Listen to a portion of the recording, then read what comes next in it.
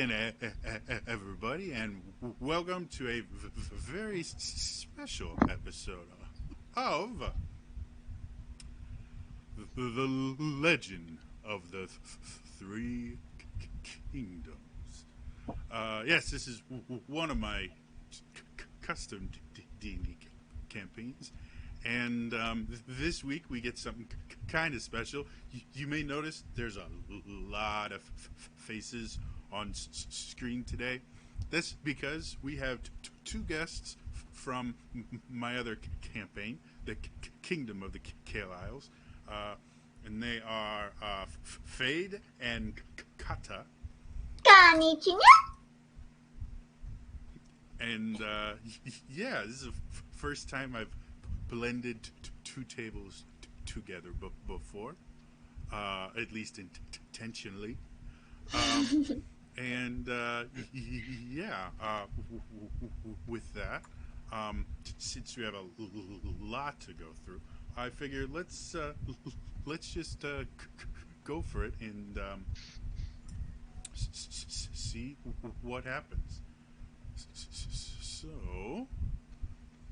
go here.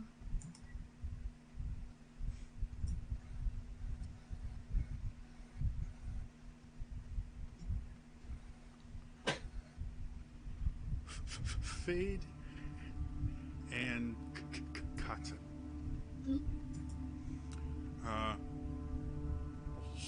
You guys were kind of dealing with the fact that Fade had been hit pretty hard with everything he'd been going through in this Kraken psychic link thing. Yeah. So while Avok and Well. thank you. While they were off getting ready for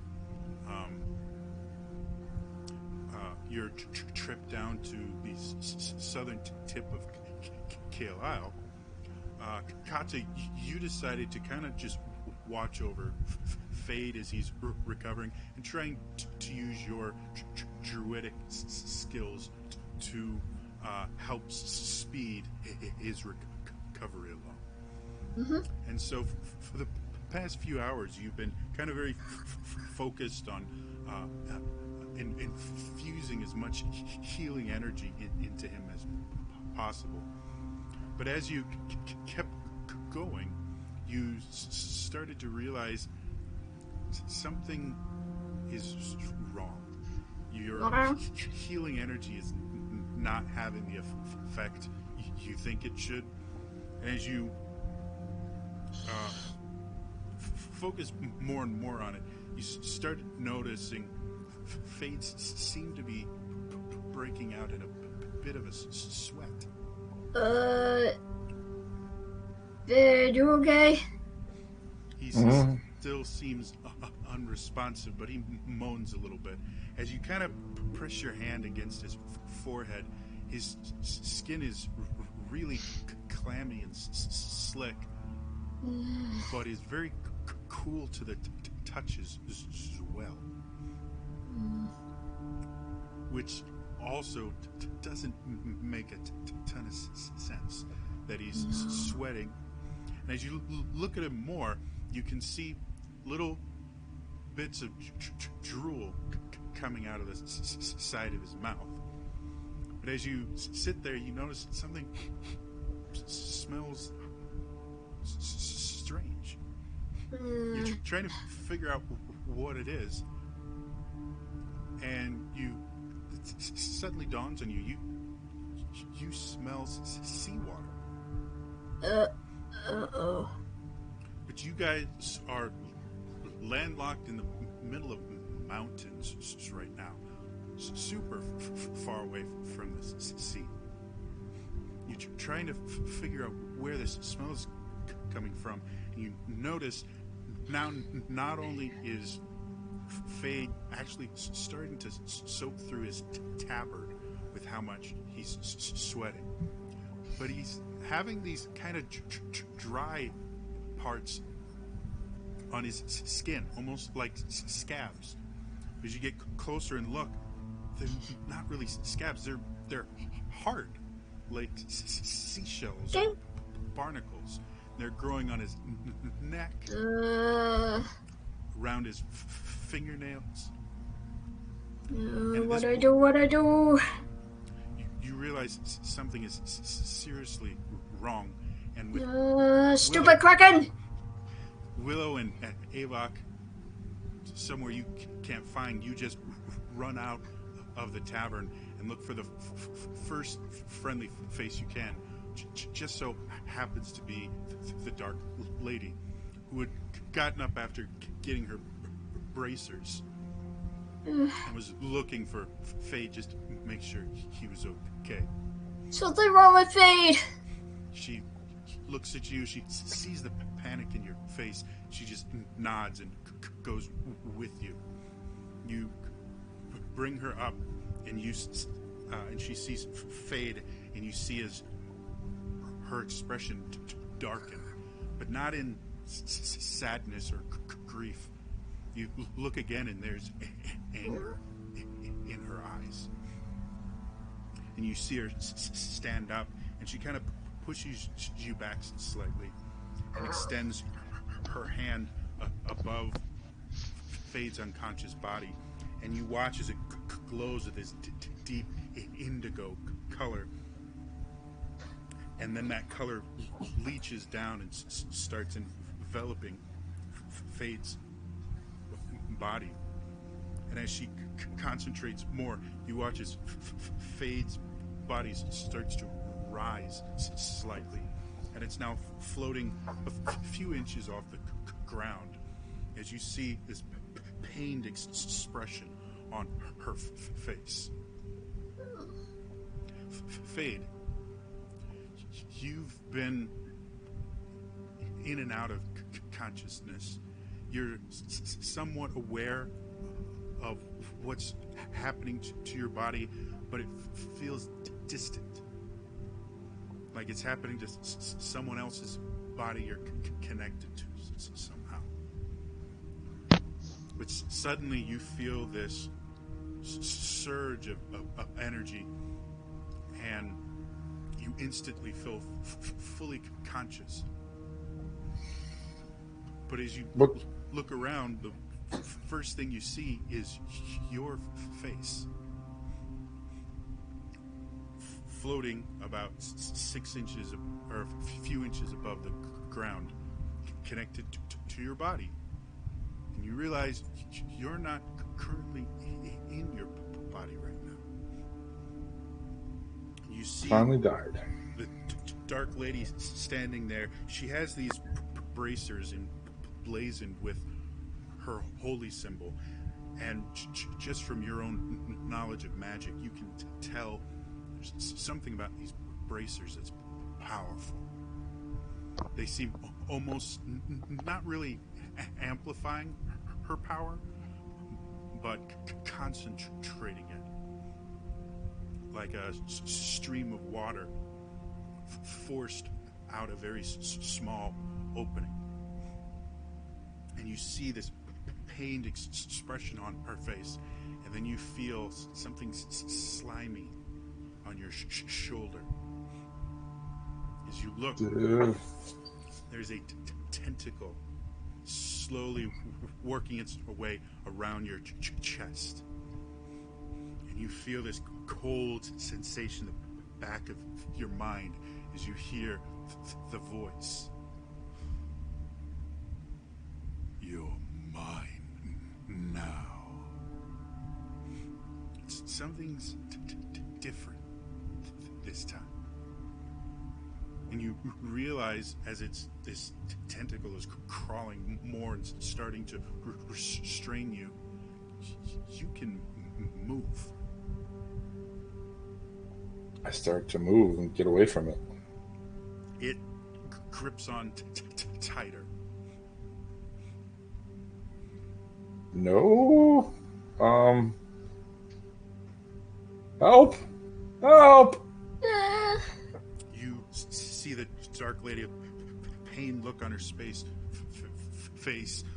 look at you directly in the eye. You see Kata in the room as well, and she seems oblivious to your presence. She's focused on your body. The Dark Lady goes, "Fight, my chosen. Fight." And as soon as I hear F, I grab onto this tentacle on my chest and I just force as much crap energy through it as I can. Okay. So as you sit there and reach up, you've been kind of an astral form before. You generally are in kind of nondescript clothes, or sometimes you don't really have clothing or form at all.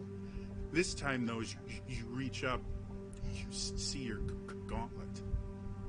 And not only do you see your gauntlet, you hear your gauntlet. You hear the metal rubbing against the chainmail armor. You feel the weight of it. You can hear the blades slightly scraping against the inside of the gauntlet. It's real. As you start to pour energy from your holy symbol through your arm, you hear, you see the tentacle start writhing and start crushing your chest as it wraps around you, trying to keep its hold.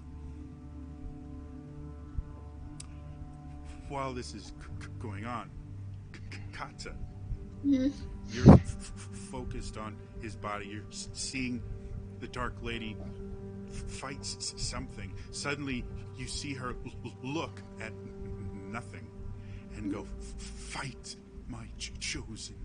Fight." Suddenly, as you look, you start seeing this outline of a humanoid figure. As you look closer, you can start seeing details. Pale white hair,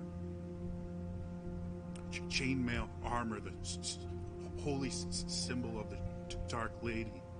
Suddenly you can see a kind of translucent version of Fade and this massive tentacle coming out of nowhere. You can see it start blistering as you can see Fade using some of the destructive magic you've seen him use before. But you hear him cry out in pain as you can see the tentacle constricting and crushing his chest. What do you want it to do? I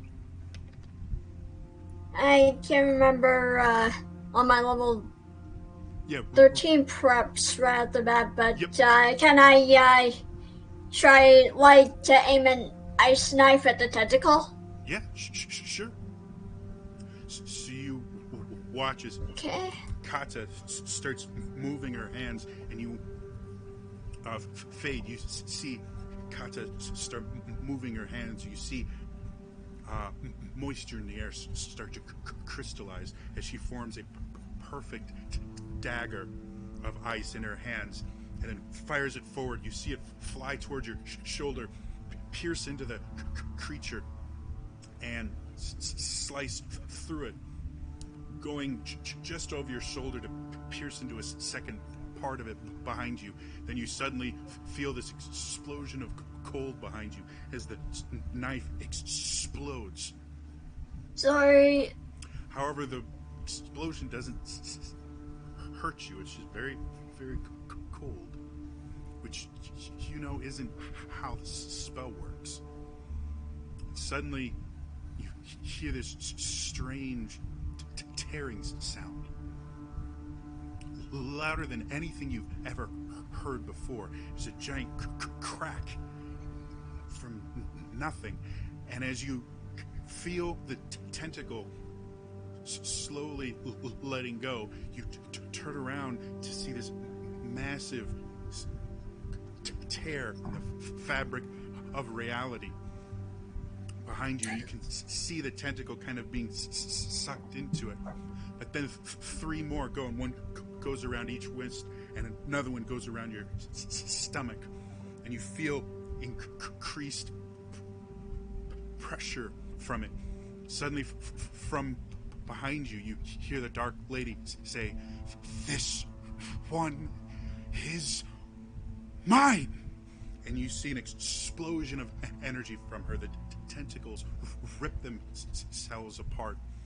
And you watch as this giant creature, translucent, appears 70, 80 stories tall, writhing tentacles and eyes that stare deep into you. You just hear, "No. If I can't have you, no one will." And suddenly you feel your entire body being pulled into something. A familiar experience to teleportation, but wrong and painful, like you're being ripped from where you are. Kata, you see this translucent monstrosity as well. You hear its words in your head. Suddenly you feel this strange pulling sensation as well. Suddenly you can see the tear itself is no longer just a break in reality. You can see something on the other side. You look down and you see a group of people standing there looking bewildered, but they seem to see you. Suddenly you're thrust towards them. Fade, you have gone entirely into instinct. You instantly feel that your claws come out of your gauntlet, and you are thrust forward. You land on. You lost someone. You land on one of the people. Kata's, you're going through. Without thinking, you instantly go into your feline form, becoming larger and larger as you drop onto another one of the people there. I look around. Is the translucent thing still there? It's not anymore. In fact, the tavern is no longer there. To be honest, nothing is there anymore. As you look around, you're in a place you've never seen before. There are trees that look different from any you've seen in the Kale Isles or the Feywild. There's a large fire. It's nighttime, which is weird because it was daytime when you left. Huh. And underneath you, remind me, who did the large armored fellow fall on last week? I believe it was Argenta, because the druid fell on me. Ah, gotcha. Argenta, you there? Mm-hmm. Yeah, I'm here. Okay. So Argenta, you have a very large, heavy person on you, wearing very heavy armor, and has two sharp metal, kind of sword-like things coming out of their gauntlet that just barely missed your ribs as they stuck into the ground next to you. Henri, there is a giant cat on you with its claws extended. Yeah, I panic cast Death Ward on myself. Kata, you feel the familiar feeling of magic being cast around you, and you watch the figure below you, which is just, at first you thought you landed on a pile of robes, and you realize there's something in the robes, but there's so many layers, and the robes are so heavy you can't see the figure, just this like cloak. I'm just gonna rage and push him off of me. Make me an athletics check. That's gonna be a 15. You roll with advantage from your rate? I rolled 2 6s. Oh, Yeah. okay. So this is a heavy cat, easily a couple 100 pounds. But you go, and you slowly are able to kind of move her off you and roll out of the way. Kata, you feel relatively strong hands kind of just push you off. It's the other way around, Jody. What? The Kata was on Henri. Oh, Yeah, I'm so sorry. I'm with the dragon Oh, one. yeah, I'm so sorry. Try this one more time. Fade, you feel a pair of very strong hands kind of grip your chainmail and just wrest you off as you feel your gauntlet get pushed a little further into the dirt just because he's rolling you to your right side. Yeah, I don't resist. I'm like, huh. Hello. Ow. See Kata's familiar feline form on top of a pile of robes that glowed for a second. I do not try to mimic that with my negative strength.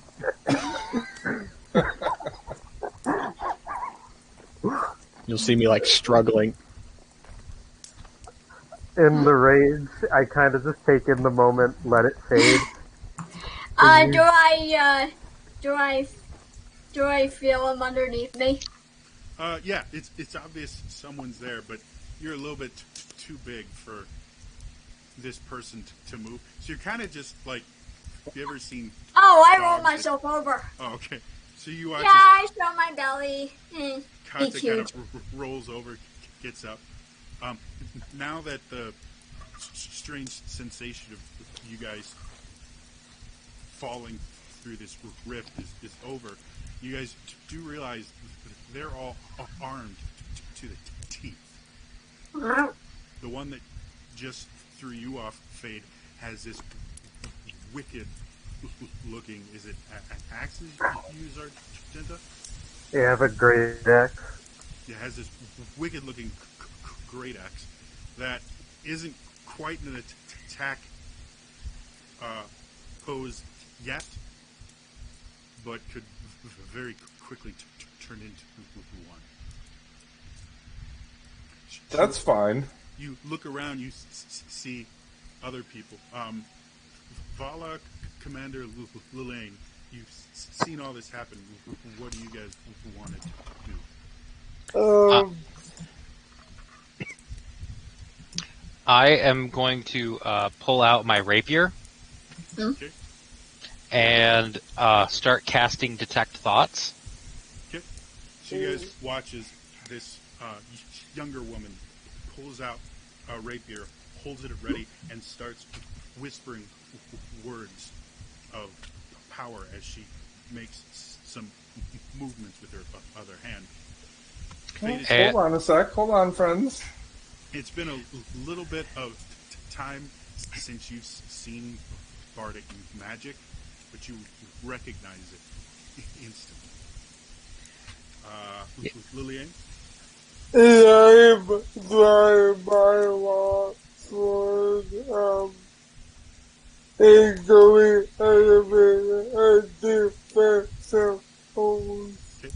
Are you activating your right or no? Not yet. Okay. So you see another woman whose skin is pale, has this very light, almost platinum blonde hair, and she pulls this long sword out, gets into a fighting stance that you can tell has been developed through actual practical use rather than training and book learning. Finally, Commander? I'm just snacking on rations. I look over and see this cat on its back on top of Henri and go, oh, that's new. and just let it happen. So I rolled over, so I'm no longer on top of them. But I'm still on my back, showing my belly. So while all of this is happening... Unintentionally showing them that I mean no harm. Okay. While all of this is happening, you all can see in the corner, kind of leaning against a tree, snacking on rations. Just this guy. He has kind of a duster, leather jacket. Which do you wear armor, Commander? I can't remember. It's leather. Leather, and he has leather armor underneath it. But Fade, you can tell instantly that duster is hiding some sort of weapon, just from how he's standing. So, while I have detect thoughts up, I'm just trying to read surface thoughts to see if there's any confusion or deceit, or if they're planning any kind of an attack. And I'll just be like, so your friends usually, this isn't how friends usually greet one another. What are you doing here? Who are you going to? How did you get here? Point at first, I'm directing this at the one that is not a cat. I'm assuming that it's just a cat. To tell you, all you hear is. So as you look, Fade, what are your surface thoughts right now? Well, at least I'm not dead. Don't know where I am. These guys look really not happy to see us. Guess it's Tuesday. Actually, it's Wednesday. Wait, what? I guess I just woke up. This is weird. Yes.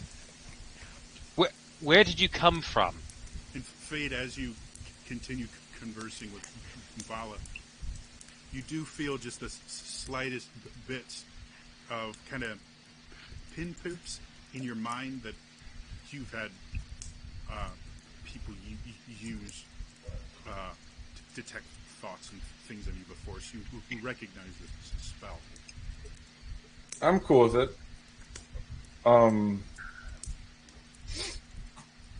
Sorry about that. I look at the big, beefy individual who's gonna chop my head off, and I say, "You good? Sorry about that. Not intentional."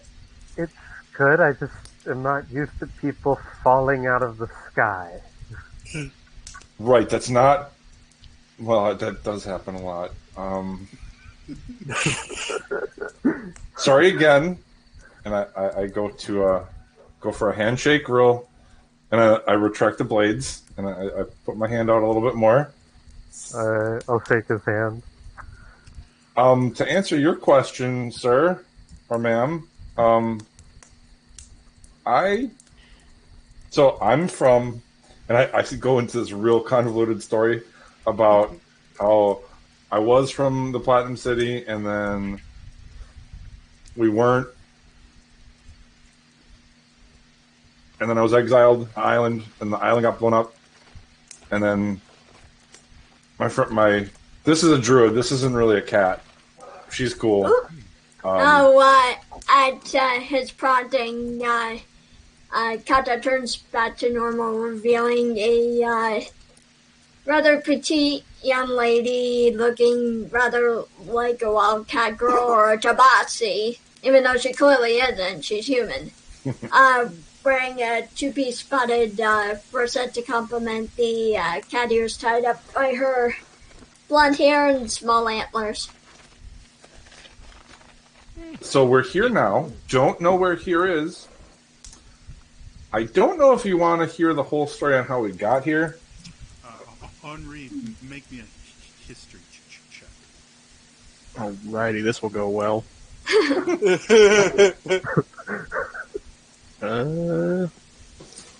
Hey, 15. Okay. As he's explaining the story, he keeps using names that don't mean anything. Like, you have a really good idea of the Three Kingdoms. You know most of the major cities, and you know that at least the naming schemes used for the various smaller encampments and towns and villages. None of this stuff he's saying makes any sense. None of them are places you've ever heard of until the word Platinum City sticks out for some odd reason. And you think about it for a couple minutes as Fate is going through this very long, bizarre story involving undead at one point, and then flying ships, and there was a demon girl in there somewhere, and like, it's just weird. Suddenly, you remember reading something about a city made to look as if it was made of platinum. It was a legend from that'd been passed around a few of the sailing ships back when the Three Kingdoms would do a lot of trade with the Imperium to the north, and just after the Kale Isles had been cut off from the world. And the legend was about this city you could see from hundreds of miles away because it shines so bright. It was made of platinum. No one could ever get to it because it was trapped with the Kale Isles, cut off from the rest of the world. When he's done, I'll chime in. If what I'm remembering is correct, you're a long way away from home, friend. Ooh. Yeah, this is Triragnum, and you're in Sanguinius right now. I think we're still in Valkovia, actually. Yeah. Border. Yeah. The We're border. free? We're free! I think our I other friend don't- is muted. You're muted, Fade. You had what for dinner? What? Where? Can you say those again? Yeah, go ahead. We're in the Three Kingdoms of Triragnum. We're currently in Valakovia, right on the border of Sanguinius. Okay. Kata, we are lost. And Fade and Katsu, you both have been feeling kind of weird since you got here, which isn't beyond the realm of reason. Oh, are there any tentacles on me? As you look around, no, but you do see around your fingernails what looks kind of like tiny barnacles. I should have from. As you do, you realize they're kind of stuck to him, but they're not a part of him. So you're able to kind of wipe them off. Okay. I begin looking around for any creatures that are, made of a specific element. The last time this happened, we had a giant fire lava thing. I want to look around, see if something else came through. Make me a perception check. You said it was night, right? Yep. Okay, good. I don't have disadvantage. 21. Looking around, just these two weirdos. All right, I'll slowly get up off the ground since I was laying the whole time. Okay. Fade and Katsu, you guys feel different somehow? And Fade, you're the first one to kind of figure it out. Katsu, you figured out shortly after. When you were growing up and all the way until you beat the Council of One, you'd been living in that world that was cut off from everything else, including the lower planes where the gods were and everything. And there was always this kind of detachment that you didn't realize until you came back and the barrier wasn't there anymore. And as you guys kind of assess yourselves, you realize you can feel that detachment again. Fade, you can't feel the Dark Lady's presence like you have been able to recently. And Kata, your connection to magic and things like that is still there, but it just feels off, like you're wearing a heavy coat or something. I just kind of look at the these guys. So, thanks for not killing us. I get how that was probably scary for you. Mm-hmm. Is there any chance we can hang out with you just till we get to somewhere safe? Since we are not from around here. Mm-hmm. Well, safe isn't really the direction we're going. You see, Sanguinius is ruled by vampires. Just in case Did you we didn't just know fight that. one of those? We got one a little while ago. Mm-hmm. That sounds horrible. Yeah. Are Yes. you all vampires? No. This one was almost a werewolf, if I point at Vala. I put my sword away, and I say, technically, I think I was a werewolf, but I got better. Oh! Yeah. Lillian, as you're kind of conversing with that one, you notice the kind of crinkled and wrinkled tabard that Fate is wearing over his chainmail has a symbol on it. And as you look closer, it's very obvious this symbol of a dark lady who looks like that. When he mentions if any of us are vampires, I just cough, like, what? Yeah. So Oh, shit. So is that the symbol of the lady I see? Mm. I get very, very scared and instantly assume everyone's a vampire, even though they just said they weren't. Are you sure you were not?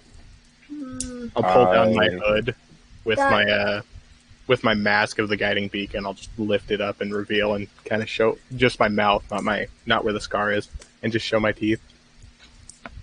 You do notice Vala and the dude that just showed you his teeth have ebony dark skin. So does Argenta. And actually remind you of that first captain you were hunting for. Oh yeah. They're obviously elven in nature, but you personally, other than that captain, you've never actually seen a dark elf before. And now there's two right in front of you. Oh, one full 2-half. Wow. Yeah. Altogether, we make 2. Take above. I'd like to go back to this dark lady question. Yeah. Wait, what? Oh boy. Your That tabard, also a that's long story. symbol. Yeah. Is that a symbol of the dark lady? Maybe? Yes? I am very fascinated by the stories of the Dark Lady. You see, we don't, nobody's, spoken with her. There's so many conflicting stories. And for a while I thought I had a connection with her, but apparently she does not dabble in the arcane. And her gifts are usually not arcane in nature, and apparently she's not into fire as much as I thought. I mean, I know it sounds crazy, but you hear those stories about when people die, they have that tunnel, and at the end of it is a light. Well, I found that light. I just assumed that was the Dark Lady, and apparently I was wrong. You and he may have more light than we think, Fade. I asked you for a symbol of the Dark Lady. My father was a priest of her.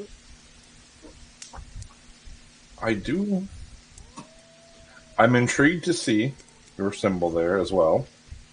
I don't often encounter individuals who know much about anything Now, about that deity. Fate, you are very well aware of the fact that, at least in the Kale'Isle, worship and practice the gods. You were a cleric or paladin. That's it. They had no priests, and anyone found practicing or worshiping the gods in a not okay manner was punished by paladins. The fact that he speaks so openly about his dad being a priest is jarring at first. Yeah, like, I'm very reluctant to say anything else about it because there's a bunch of people here that I don't know.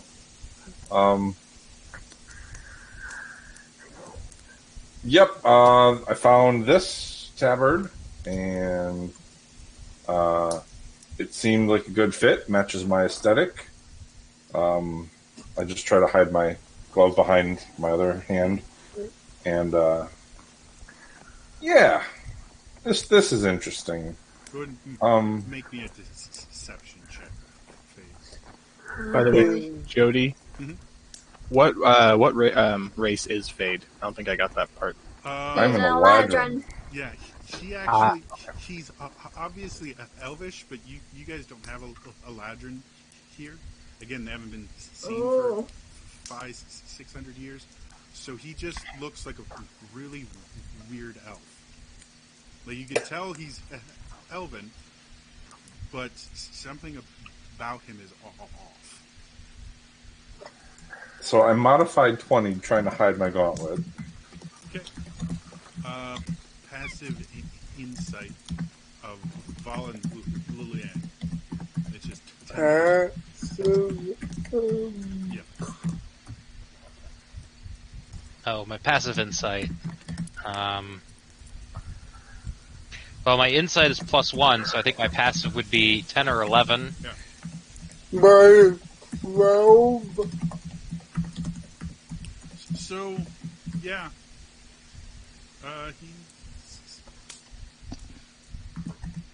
So then I put that gauntlet in the hand behind my back, and I go basically around the group here and introduce myself. Hello, I'm Fade of House Moonbreeze, formerly of the Platinum City, in the Kale'Isles, and this is my dear friend Kata. Hello. She is the best, and I've never seen someone that looks like you before. And I say this to one of the half dark elves that I was seeing here. Yes.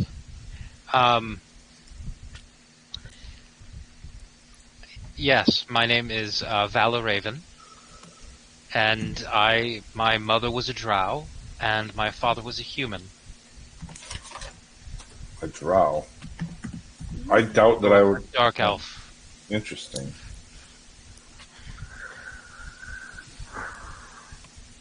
She's And- where I get my good looks from.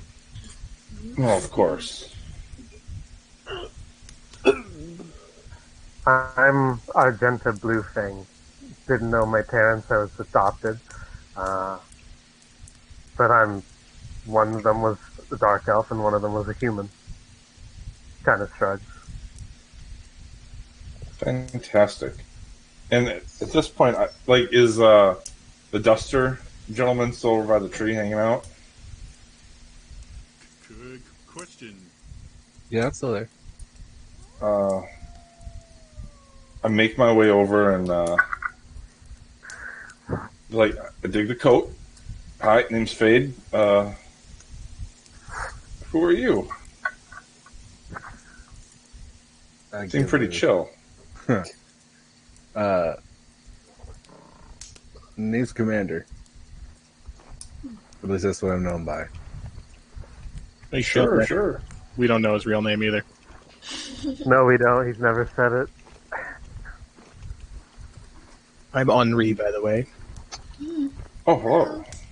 And I'll actually take off my mask so you'll see that I'm full dark elf with, 3 looks like claw marks that just go over my right eye.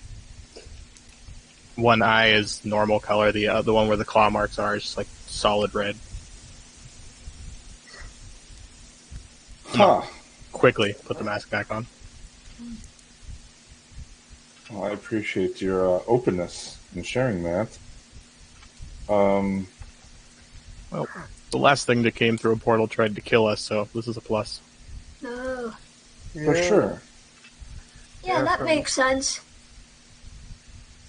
That and it burned down the whole town. That was weird. Yeah. Yeah. Yeah. And to actually show my face and not have people scream and shout obscenities is reassuring. We've seen worse. We had to deal with a bunch of fairies. That was annoying.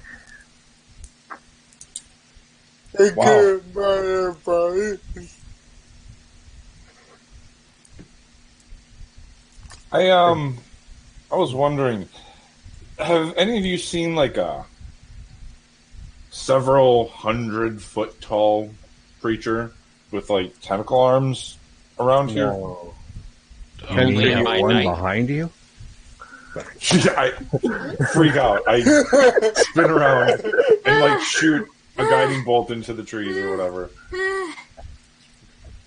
That tree will never take anyone again. Holy crap, I think that actually worked. Yeah, I also fell for it. Just out of instinct. I like turn around real slowly and like stand up real straight and like straighten out my tabard and be like, well done, well played. Oh no. Depends who you ask about me. I mean, I could be one. I could not be one. It all depends on who you ask. See, There's a lot of stories about me that's 99% of them aren't true, and I'm trying to abolish that, but it's a chore. I'm legitimately worried for my safety right now. And I It's start okay. back. These people don't seem like bad guys. Nope, just hidden tentacle monsters in disguise. Question, Jody. Do you see Kraken anywhere, Fade? You I mean, he mentioned- just said he could be one. What was your Do question, we know Mark? if he's lying? Let me deal with Argenta first. I'll get back to that. He said he was from the Kale Isles, right? At the he end said there, he's yeah. from the Platinum City. He probably mentioned Kale Isles somewhere. Yeah, just right at the end. Do I remember that from the map? Oh, you saw a map too, didn't you? Oh, yeah, I did too. Oh, Forgot. One Sorry. underneath Dorme, I believe. Guess I can show that to you guys. you probably got your map the same time we did.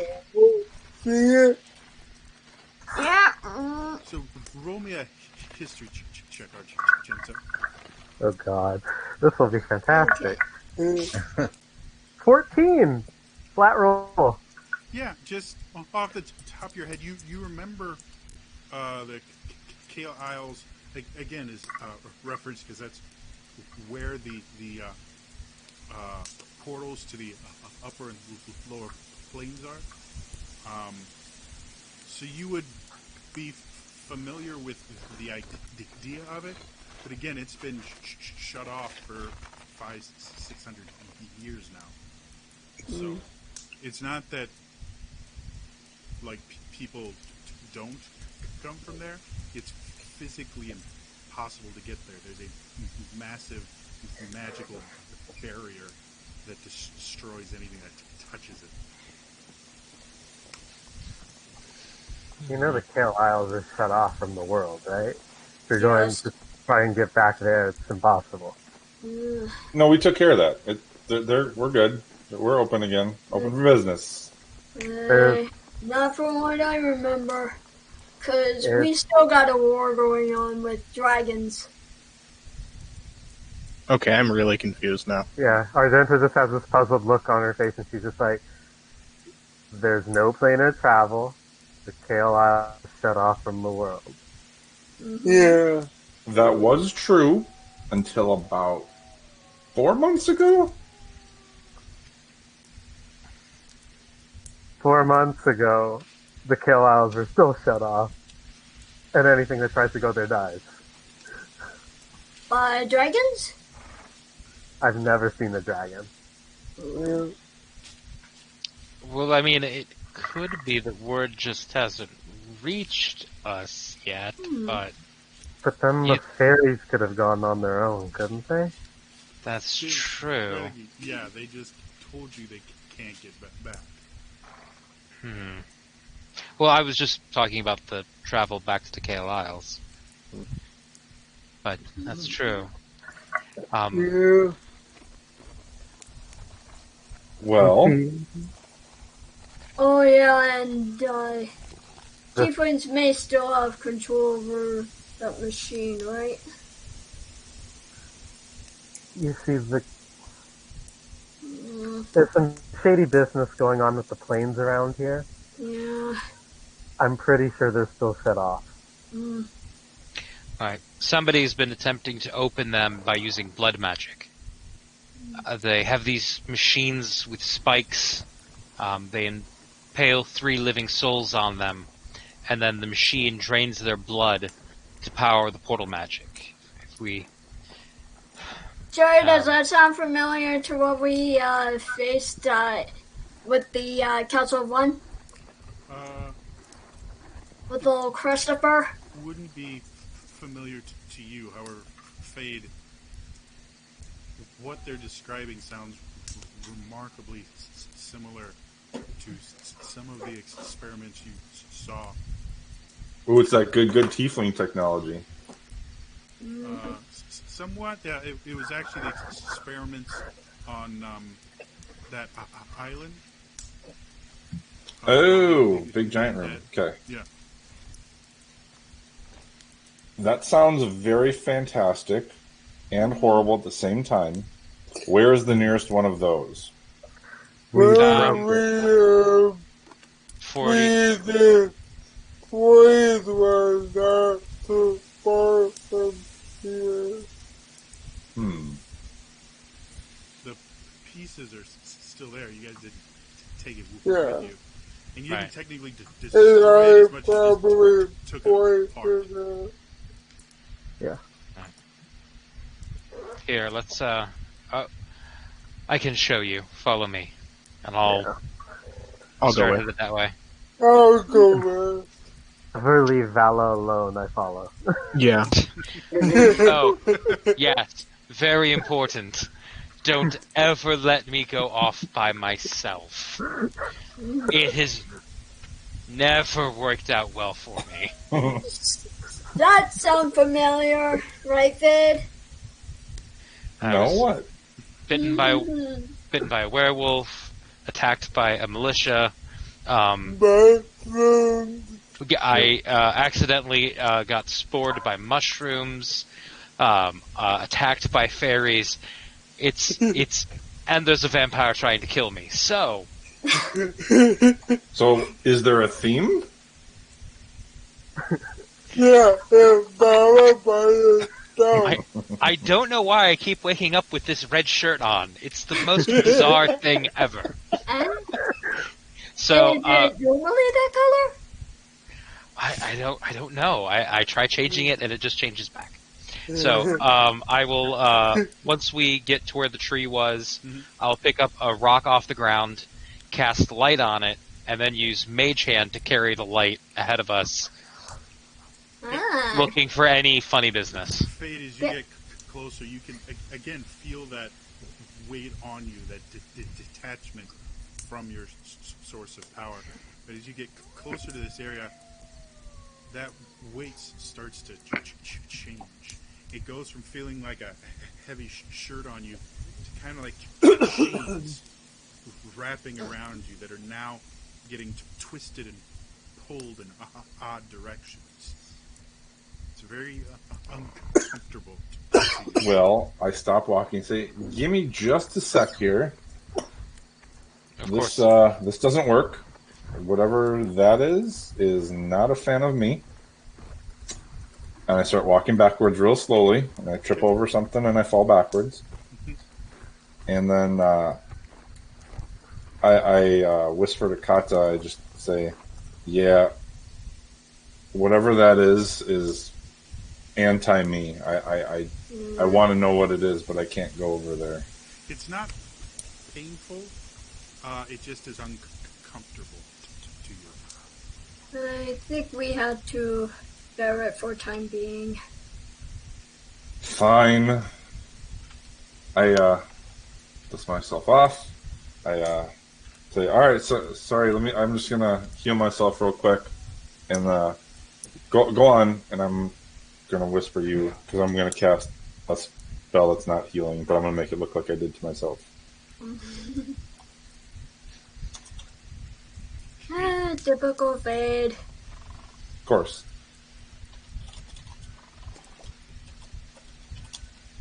So at this point, Vala, you're about 15 to 20 feet outside the entrance. Okay. I will wait for, kind of get up to the edge and wait for everyone else. Instead of coming, you watch as Fade is casting some magic on himself, but you haven't had a ton of interaction with clerics, so your knowledge of divine magic is limited. But it's obviously divine magic. Okay. I'm a little jealous.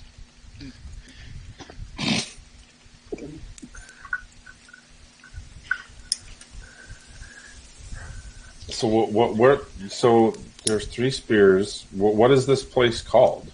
Like, does it have a name? We don't know. We've only come across this type of thing before, and it wasn't this elaborate. Right. It was, yes, we were just told by some fairies or pixies who had been trapped here from the Feywild that there was a bad tree here. We destroyed the tree, found this tunnel underneath. It was a little fleshy and gooey at the time. Lots of blood. Lots of blood. There was a hallway with a mist of blood, and then the machine at the other end of it. Also, and then as we start heading down the spiral staircase, we get to the room. There are these murals on the wall. When we tried to destroy the murals, thinking they were some type of a symbol of power, we started hearing screams from the people attached to the machines. Yikes. Yes. That's not good. No. There's a lot of not good around here. We were unable to save the people trapped in the machine. But we at least were able to end their suffering. Did the machine work, though? It did seem to create some type of a... it seemed to have punched a hole between here and the Feywild. There was another machine in Dorme which seemed to have punched a hole between our plane and the elemental fire plane. All that I can tell from these machines and their arcane BS is that they seem to jut something from one end into the other, and then there's no permanent connection. There's just like a bleed over.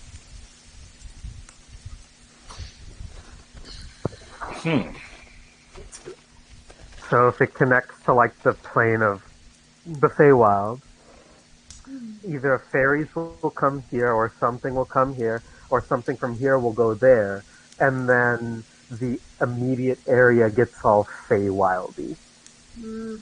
Or fire crazy. From our experience, they seem to be one way. Without touching the thing, I'm going to just kind of walk around it and just try to assess the setup. I don't want to mess with it at all. Well, I do, but I'm not going to. So there's two areas you could be looking at. There's the area that the original spiral staircase brings you to, which has this very long circular mural that's been damaged, obviously, but has some arcane sigils built into it. Then there's a hallway, and then this tiny room with taken apart equipment. Oh, this is a bit much. Yeah, I don't know what's going on right now. I guess we're just kind of here. You said you're going into danger. Are we in like immediate danger? No. Not on this side of the border, anyway. Right on. Okay. In theory. Where we're going has a lot of vampires. Yeah. Yep. I cooked one of those pretty recently. It was pretty cool. Really? Really? I pull out its teeth. Yeah, check this out. Oh, you happen to be a vampire killer for hire? I mean, I'm having trouble with one right now. sure. I guess. I mean, if you guys want to just, I guess, tour guide for the immediate area, I'm good. I'm just trying to figure some things out right now. Are you okay? A little terrified of the hood guy. Might be a tentacle monster. I will biosphere president power opposition coming on me. So Argenta just kind of goes over to the machine and she's just like, you stick all these poles into people, it keeps them upright, they bleed into this bowl, and they live in perpetual agony on the brink of death while a portal appears. I mean, did you see how long the people had to be on the spikes? Or Until death. Yeah. Like, I'm very sorry. If this is the way to get you home, I don't think this is the way to get you home.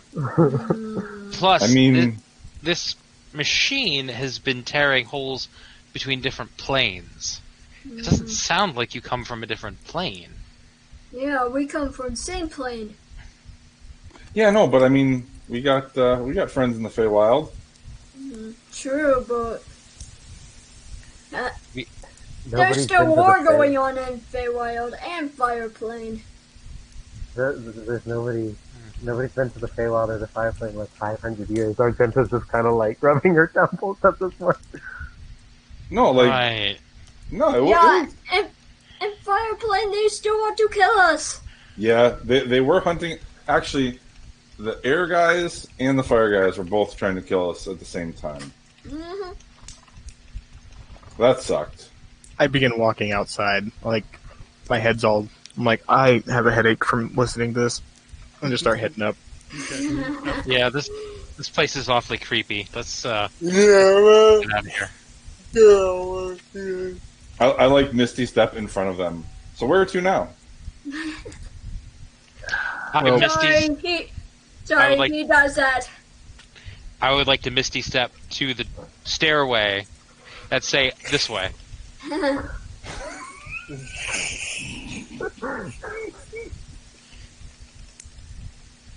Let me see. So, oh man, I get. Hold on, I have to open up some OneNote files real quick. I mean, they were just about to sleep for the night. You're welcome to join us. Ooh, okay. Yeah. Now, Faye, you examined the mural room. Did you want to go and look at the machinery itself as well? I mean, I do, but at the same time, it's gone so poorly for me. Maybe it's not. That's kind of my jam, though. Now that I know where this is, maybe I'll come back while they're sleeping or something. Okay. It is about a 20-30 minute hike away from their camp. That's fine.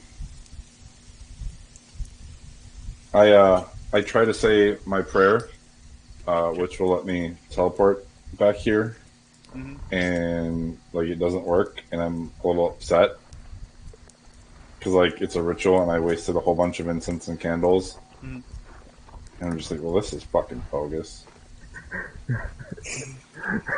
So if anyone's like up on watch, I start talking about the Scorched Dominion and like all the horrible people and the weird machines that they have, and ask them if that's what they thought? Well, Yeah. anytime I don't sleep, I would gladly engage in conversation. I doubt I've heard of any of that. So I described like a warforged, like a giant iron golem type thing with a heart of fire, and it shoots fire, and it's really, really horrible. It sounds terrible. I think we fought one. Yeah, all the quiet creature we fought is the I thought Dorme was pure fire. Yeah, it was like lava. Yeah. Fire elemental creature. So not a Warforged. So I don't think any of us have heard of Warforged. No. You do remember the fairies offhandedly mentioning Warforged and the Scorched Dominion, but they were talking really fast.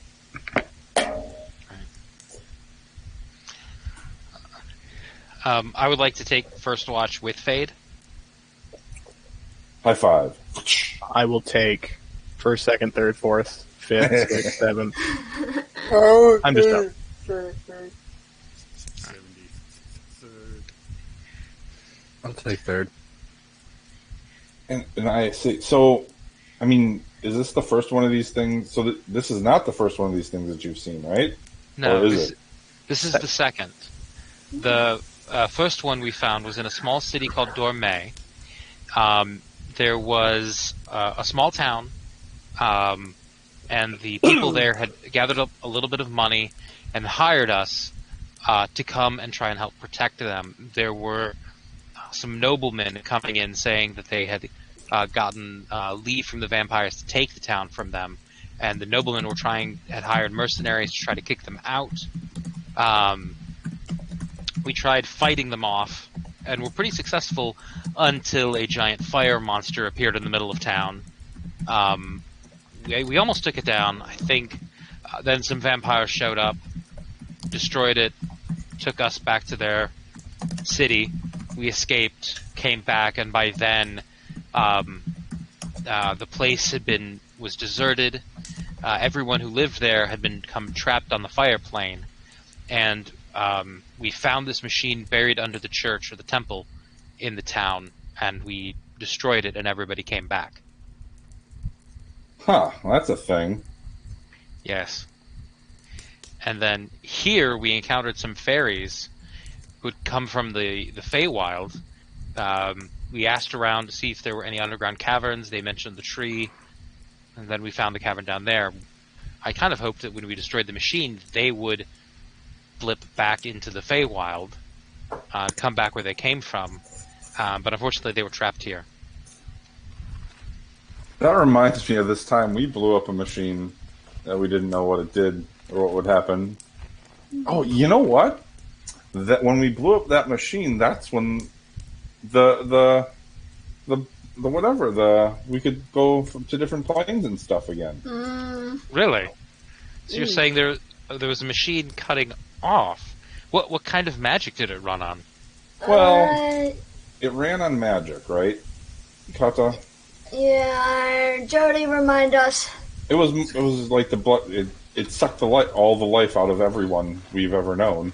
So that sounds very blood magic-y. Okay. Yes, it sounds incredibly unpleasant. So destroy every one of these things you come across, and then eventually you'll be fine. Sounds like a good plan. Yeah, there's only, 1 to a million more? Oh, man. So vampires, huh? There's more than one? Yes, there's a whole council of them that rule over Sanguinius. Each city is a seat of power for I don't know that you want to call them a family, but each city is controlled by a group of vampires, and everyone in Sanguinius must pay the blood tax. And the highest form of punishment is a full tax. What does that even mean? It means they will suck the blood out of you until you're dead. What a bunch of horseshit. You know, sometimes politicians just don't know when to stop bleeding you dry. Oh, Right? I mean,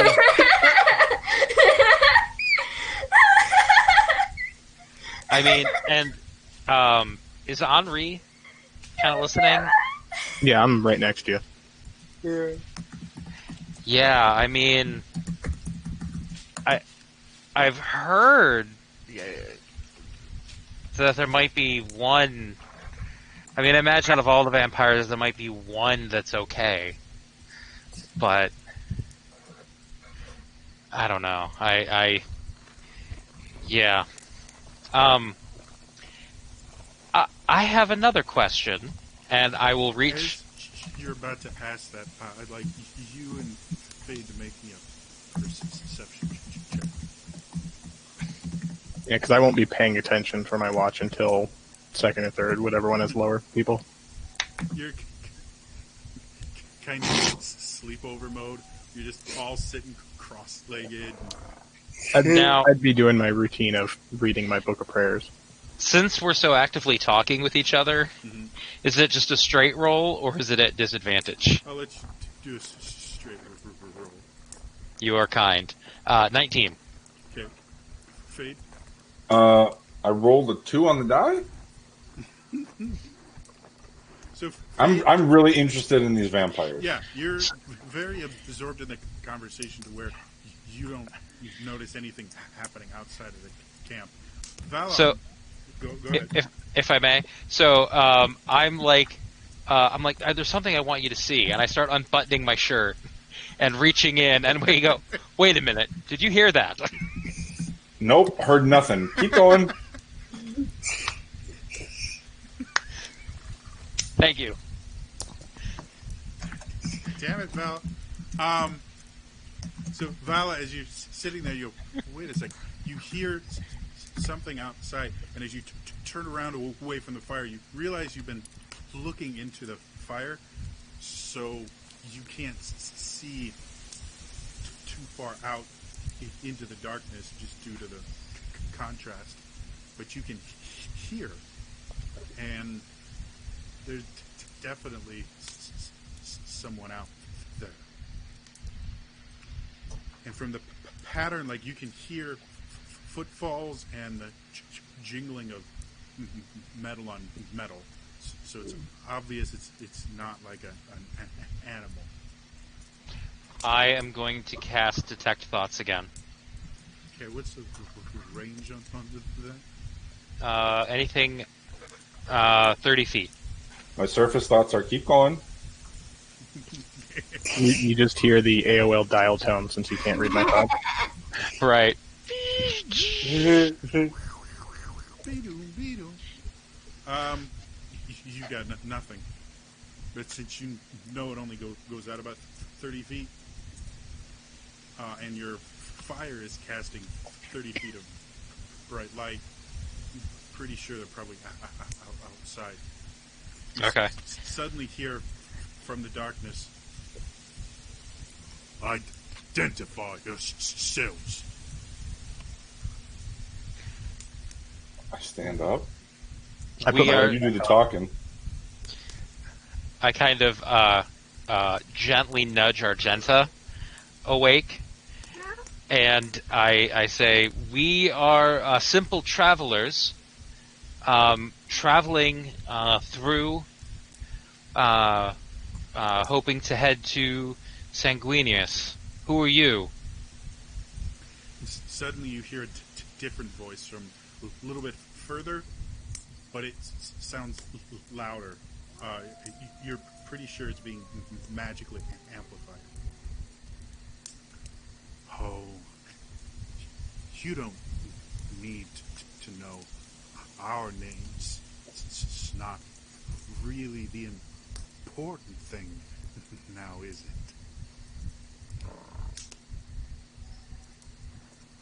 Then what is your purpose here?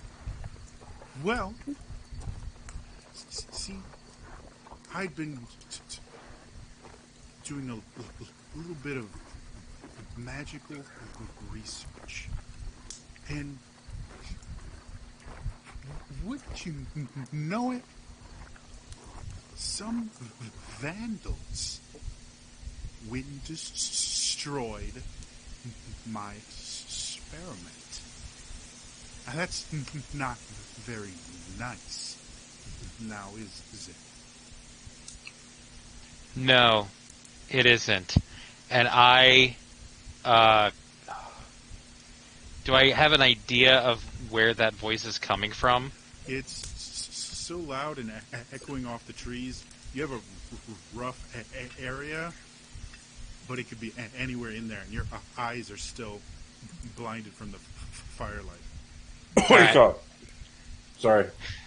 Yeah. I've already kind of tried to kick Argenta awake, and I'm just going to take as rough of an idea as I can, and I'm going to Misty Step 30 feet in the darkness, and then go, or I'm gonna go like crouch and then Misty Step 30 feet towards where I think that voice is coming from. Okay. With that, yeah, I think So- we're gonna need everyone to roll for initiative. Oh boy! Hey, Jody, has it been technically been a short rest since I was pounced on by a cat? Sure, we can say that. Okay. And would the sleep need to roll with disadvantage or anything? No, because Vala and Fade were trying to wake you guys up right before Vala went commando. I already miss alert. Fire, so. Yeah, Vala. Didn't we just talk about this? Yeah. I just look where that person was, like, oh, I get it. I just, the whole package has been completed. This is a full Vala. Vala has reached her dead form.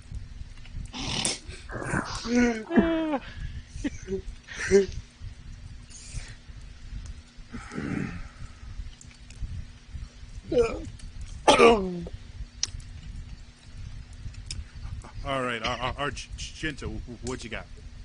15. Vala?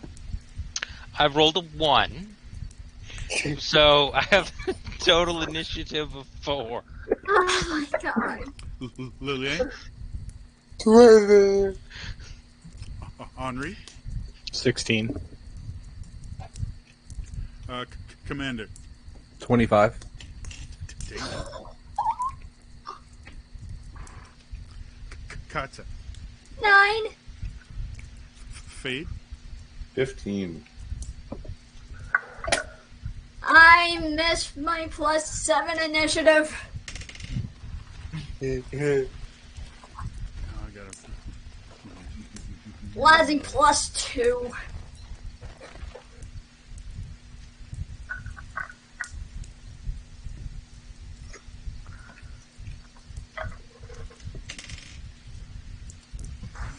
That was awesome. Sorry, I have like 14 pages open right now. Yeah, that's fine. I have a couple up myself. Too many things.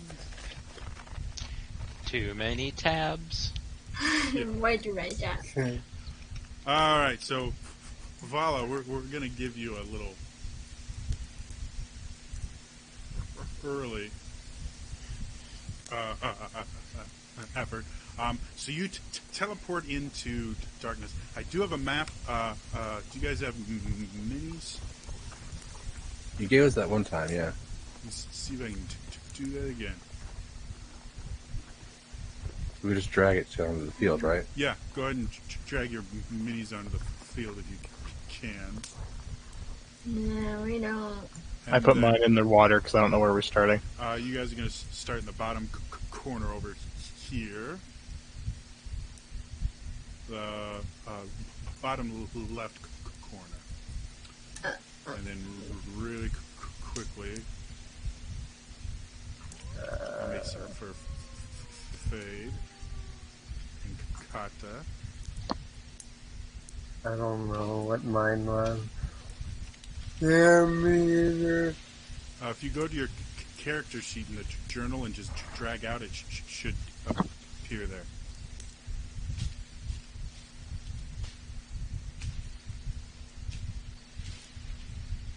Oh, sorry. Okay, that should be you, Fade, right there. There we go. I see 2 of Fades on there. Give me a second. I might have to change his then. I mean, he could have an invisible friend. I don't know. Who knows? He used to. Hey, Jody, where'd you say that the miniatures were? The journal tab, characters, and drag it over. Yeah.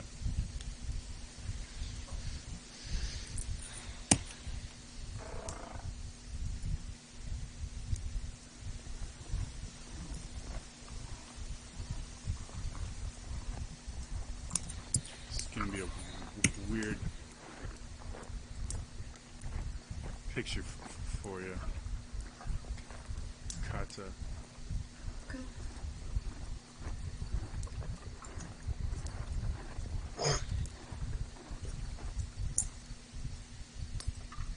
Alright.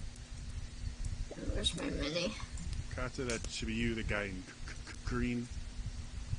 And then I can't move it. give me a second here.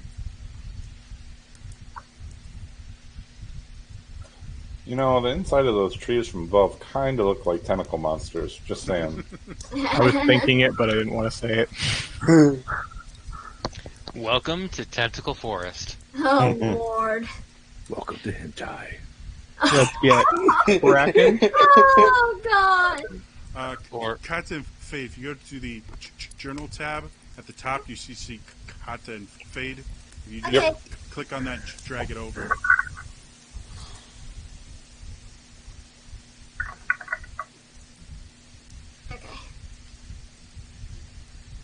Got one. While I work on my character sheet.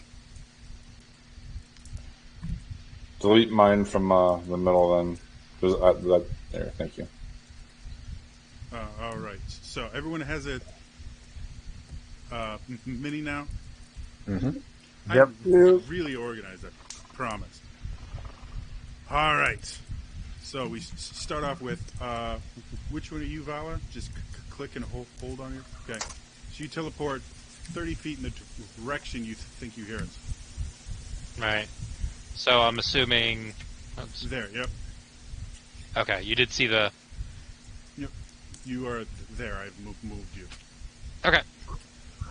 As you look around, there is a tree. You are still blinded from your eyes having completely finished adjusting. So now you are in pitch black. Okay. I'm going to try to, duck down a little bit and hide myself. Okay. Make me a stealth check.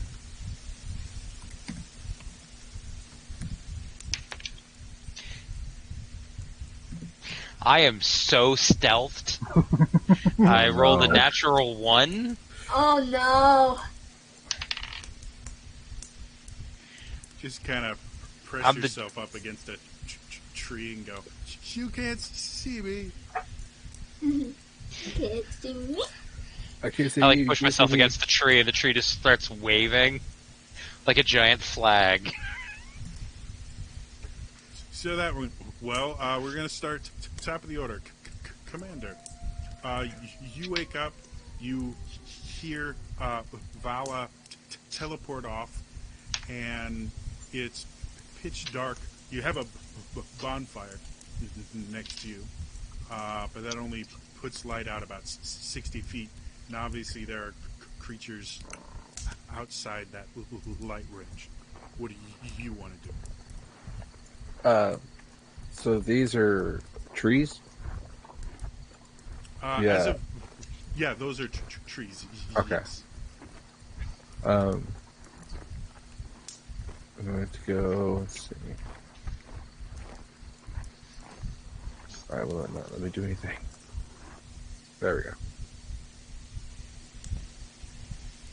Go over here. And on the way over, and when I get over there, because I'm a human, I have no dark vision, I'm going to start popping the threads on my sleeve inside my coat and pull out Fury and load in silver shots. Just actually, you know what? I'm going to leave on standard shots. Okay. So you guys watch as Commander starts going off. You see him reach into his coat, and you hear a slight tearing sound, and then you see him take out this metal object, Phaeton Kata, you've never seen before. But it's short, has a barrel on it. It fits into his hand nicely. And as he runs out, you see him kind of break it apart, put small metal cylinders in it, click it back together, and just get ready for something. Next up is going to be Lillian. I will see Commander going that direction. I will follow them and pull out my sword. When I see a loaded weapon, I pull out my sword. It being human that I can't see, I will want my sword out my hand and activate my radiant light. Okay. So Lillian runs out, and as she draws her sword, she brings her hand down. You see blood start to flow on it. The blood starts to cover the blade and then erupts in this bright white light as she runs forward. The cut itself, you can see this scar there, but the cut itself heals fairly quickly. And she has this bright white blade. Ears.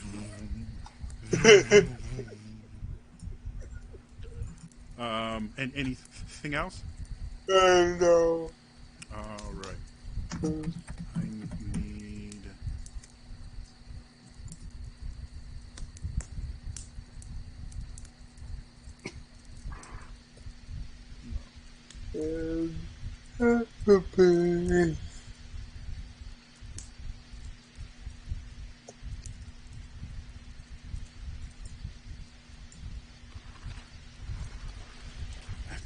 Count now. Sorry. It's fine. Damn, that's so small. Don't want it that small. Yeah.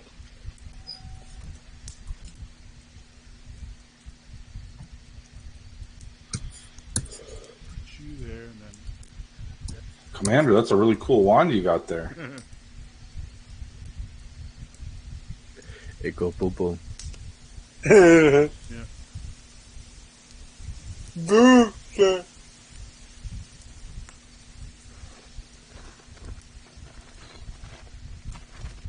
And as you guys are sitting there, you see this slight light. At first, just this tiny little pinprick of red that rushes towards you.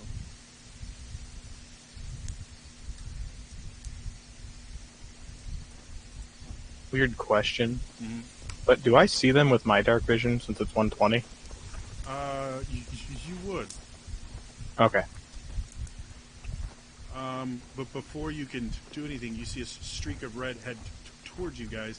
I need everyone to make me a dex save as this massive explosion rocks you guys. Oh boy. I need to check something. Oh, that's not bad.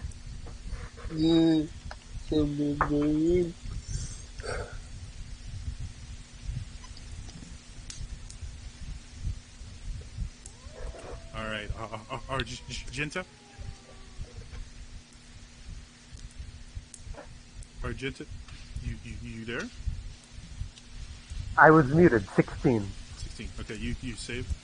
Vala? 15. You save. Lilian? 11. You fail. Henri? 21.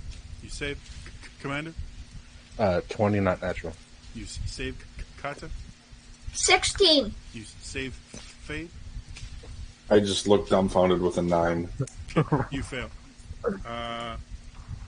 So, those that fail take 26 fire damage. Those that save take 13 as a fireball explodes around you guys. Oh, I got something for that. Yeah, and then, you guys can tell kind of the area it came from, but other than Henri, none of you guys can see. And fortunately for you, you're all silhouetted against a bonfire. How do you do the distance thing? What? How do I do that distance thing you guys were doing? The With our ruler. ruler. Oh. It's the fourth one down. Okay. Okay. Okay, yeah, they're within range. Ooh, okay. Right? Yep. Next up is going to be Henri. Alright, since I kind of see them before that, I'm going to go... Oh, I got to actually click my guy. I'm going to go over here, and I will cast Slow on all 3 of them. As you sit there and start concentrating, you suddenly feel something wrong, and the spell just vanishes. Oh. Counter spell?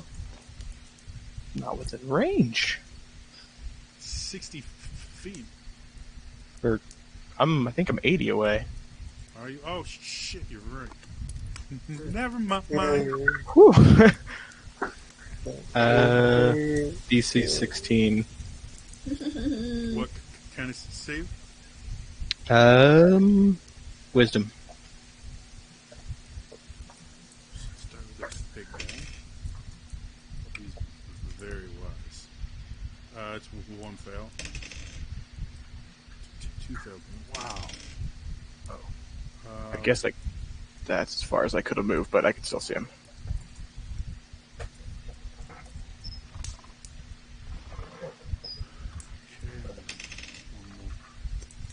Yeah. So the big thing, which looks like a giant bat to you, and that guy failed the other two succeed. Good, because I can only do that once a day. All right. And seeing as I have no more movement, I'm just right there. All right. That brings us to Fade and Argenta. You tied. Who wants to go first? Not it. Alright. Argenta picks Wait. up... What about me? You're in 9, Kata. I got a 16. Why do I have 9 for you then? That's what Fade got. Oh. Oh, wait, those were on the saves, weren't they? Not the initiative? Oh, wait. Yeah, your initiative was 9. Oh, okay. Yeah, I'm an idiot. Sorry. All right. So yes, we're back to Argenta. So I'll pick a It's late. inch of dirt off of the ground, and for the first time she chants some words, and I cast Long Strider on myself. Okay. So you guys watch as Argenta, instead of just going pure rage monster, does a slight nature-based incantation. And what do you want to do? You still have your movement. Now I rage. I start moving. 1, 2, 3, 4, 5, 6, 7, 8, 9, 50 feet. Okay. That's my turn. Now it's Fade. So are we fighting people here? Is that what's happening? Well, you just got hit full in the face with a fireball. So you... I just yell this out to these random people. I don't know if this is how people say hello in the middle of the night here. Does, yeah. Okay. And I will cast Beacon of Hope on all of us. Does it? Okay. Now it's time for the giant bat. Wow. I've never actually fully read Slow. It's pretty mean. Yeah. Down here. That's how you beat a Dargon. Nope. Wrong campaign. So you watch as this giant bat-like creature with these ebony black leathery wings comes swooping towards you guys at kind of half speed. Remind me again, you only get an action or bonus action, not both, right? Yes. You move half speed, right? Yep, -2 to AC and Dex saves, and if they attempt to cast a spell with one action, roll a d20. On 11 or higher, the spell doesn't take effect until the next turn. Okay. And does it prevent... It prevents multi-attack. They can only attack with one attack. And then they can save at the end of their turn, right? Yes, another wisdom saving throw at the end of its turn. Okay. Sorry, it's a long spell. It's fine. It doesn't affect this guy anymore. Yeah, I would have just gone there. He's actually above the treetops, flying about 30 feet above you guys. Can I see what he actually is? Yeah, he's a creature you've never actually seen before. Which is lovely. Weird, because you've seen a lot. But yeah, it's some strange, like, giant bat-type creature.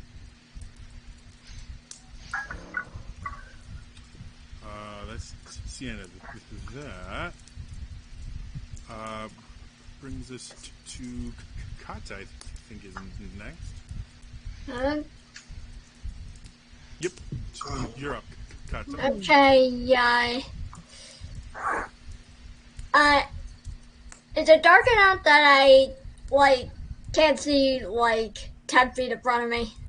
Yeah, the end of your vision is, because your bonfire is roughly about here, your vision only goes about 60 feet away from that. So you can't see the giant bat thing because it's too high up in the air, and you can't see the other people because they're just in the blackness right now. But knowing I was just hit by a fireball, you have I'm a going to rough direction you know it came from. Knowing I was just hit by a fireball, I'm going to grab my totem. Hope this works. Jump and then transform into a red wormling! Oh, forgot you had that. So you guys watch as Kata grows in size, sprouts this red, scaly tail. You see these wings start growing out of her back as she falls onto all fours, and you see this massive snout grow, and you see a red dragon wormling where Kata used to be. And those of you that recognize druidic magic know that shouldn't be possible. That's on our side. I take to the air now with my 60 feet of dark vision. Now can I see the bat? Yes. Alright.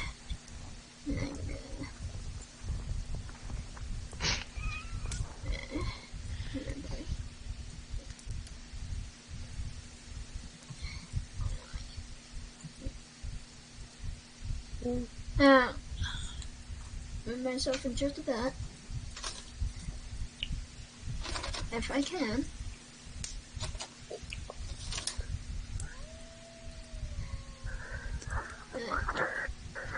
I love the wolf howls in the ambience. Yeah. It was really fitting when we had to deal with werewolves. Oh, for sure. Yes, not terrifying at all.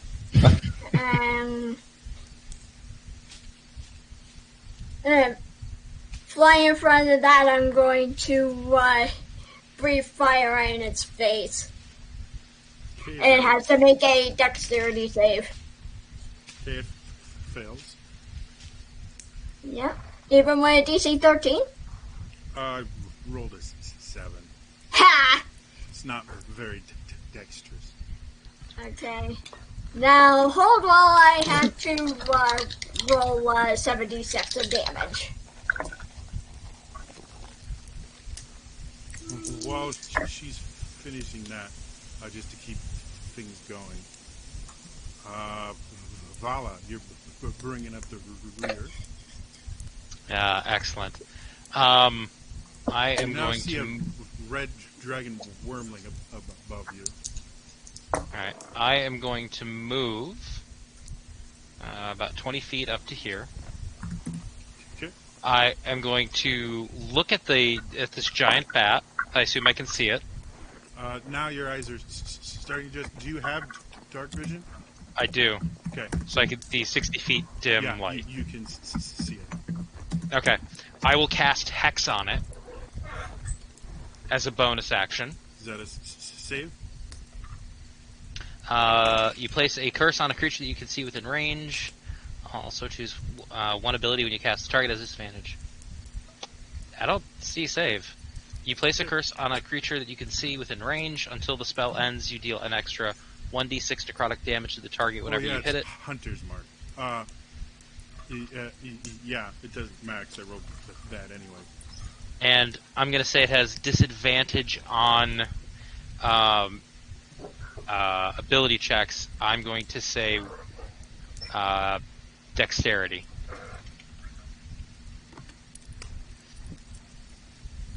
And so I have concentration on that. And then I'm going to cast Vicious Mockery at it as my action. Oh, yep, that works. And I'm going to scream at it, why did the vampire need mouthwash? Because it had bat breath. That hurt. So it has to make a wisdom saving throw. No, it doesn't. That was that bad. What's a DC? 16. Fails. Okay. So it's going to take D4 from that. So that's 2. Yeah, 2d4. Just those go off player level, not the... Got it. So it takes 4 points of psychic damage, plus the hex, which is a D6 necrotic. So 3 points of necrotic for a total of 7 points of damage. And because of... advantage on the next attack roll. No, disadvantage on disadvantage on its next attack roll before the end of its next turn. Yeah. Cool. Y'all done? That will end my turn. Cool. What was the fire damage, though? Fire damage is from Kata.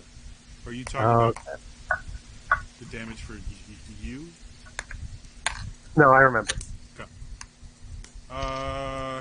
Cool. Then it turns to these guys.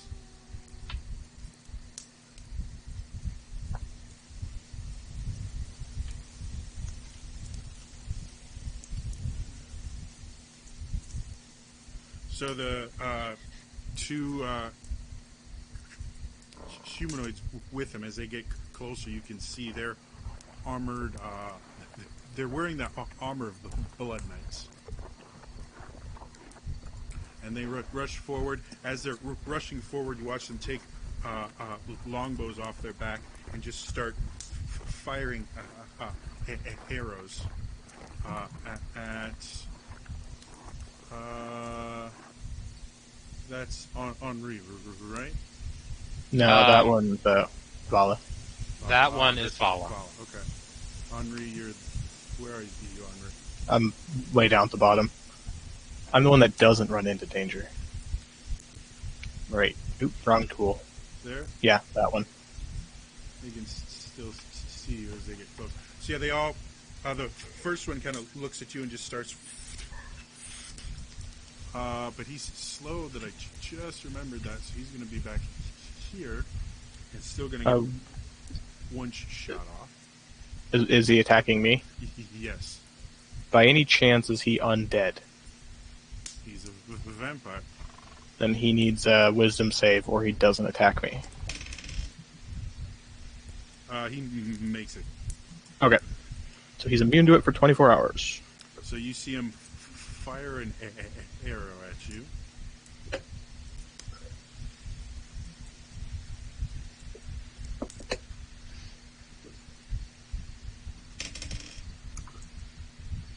Uh, 18 to hit. Yeah, that hits. You take 7 piercing damage and 4 poison damages. The arrow is tipped with some kind of poison. Alright. I should pass his con save with advantage. I say that and I fail horribly. So slow's gone. Okay. Since that happened before his turn was over,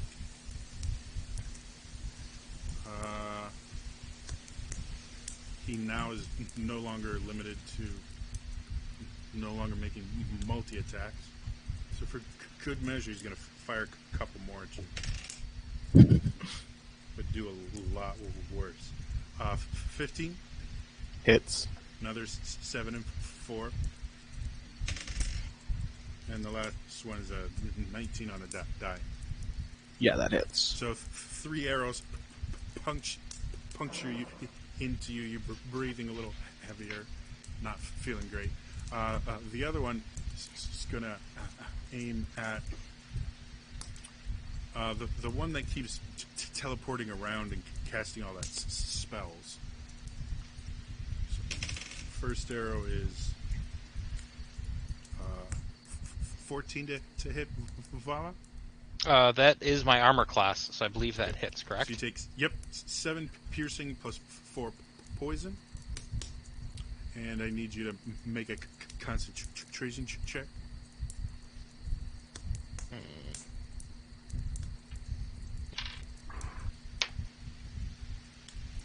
$10. Just barely made it. Second arrow is only 11. That doesn't hit. Barely misses you. Third one is 18. That hits. So you take another 7 piercing, 4 poison. As you see, these Blood Knights have just unloaded their quivers at you. Another constitution, or another concentration check. 19 plus 3. That's 22. Fine. That ends their turn. We go back to top of the order. Commander. With this or bat thing, whatever it is, with the whole dragon, is that going to erase any disadvantage for me? Say one more time. Because I mean, human, I have no night dark vision. Mm-hmm. With the dragon that's fighting it with fire, would that cancel out any disadvantage, or is that just or would that still be disadvantage by effect? Right now, you can't see it because it's black against black, and the light doesn't reach it. So as of right now, you still can't see any of them because none of them are within 60 feet of your bonfire.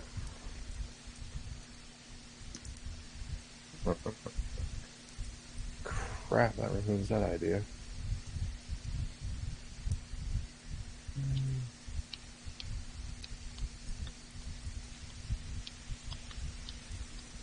I'm just going to... would it be on this river to get to this tree over here?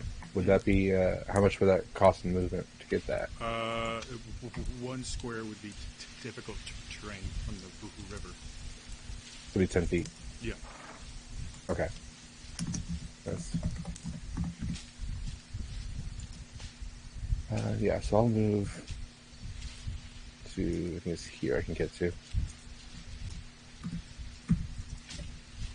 Okay, what was that? Yeah, right there. And I'm going to hold my action until I see anything coming closer. Gotcha.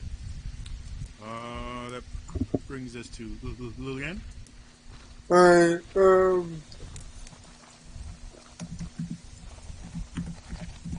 and I see the guy at the very top. No.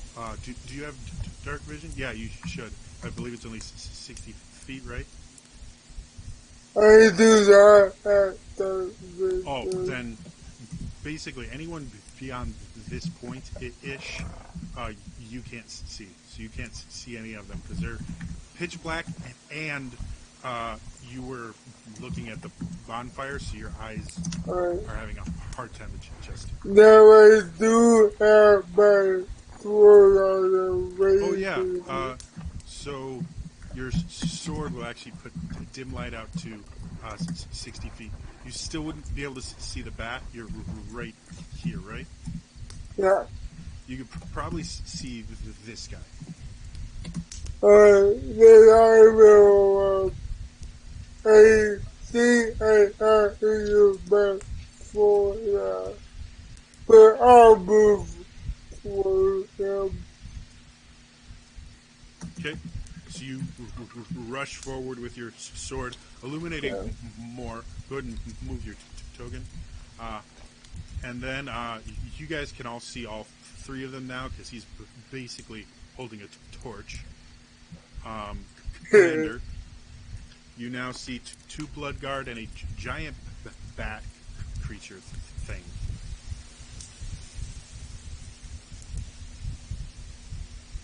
Commander? You're muted? Sorry about that. So I can see the bat? Yeah, you can see the bat and 2 blood guard. Alright. I'm going to go for the bat. On to burn 1 grit and go for a wing shot. Try and drop him. Okay. That's a 23. 23 hits. What's the save on wing shot? It's a... 1 second.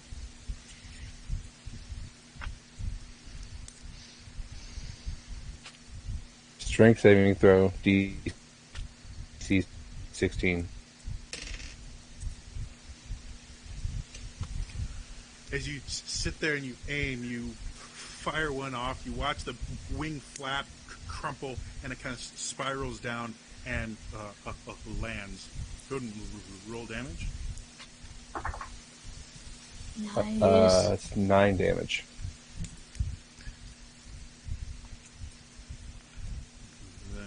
And hold on. Sorry. I just have to roll falling damage. Sure, you roll high when I'm getting my ass kicked. All right. Unfortunately, it lands kind of intermingled with the tree in that. You can't really see much of it anymore. So if you want to try and shoot it, you can. It's going to have 3/4 cover, though. Oh, no, I'm actually going to shift because this guy. Okay. Just a normal shot. Actually, yeah, no, just normal shot. That's a 16.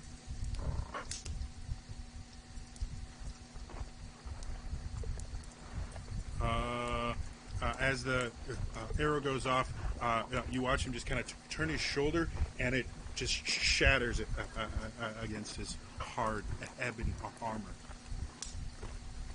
Well, jerk. And that's it, right? Because it was just one action. Yep, one action. Yep.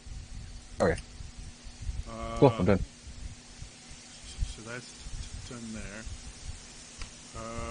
Cool. You have pissed her off. Or him.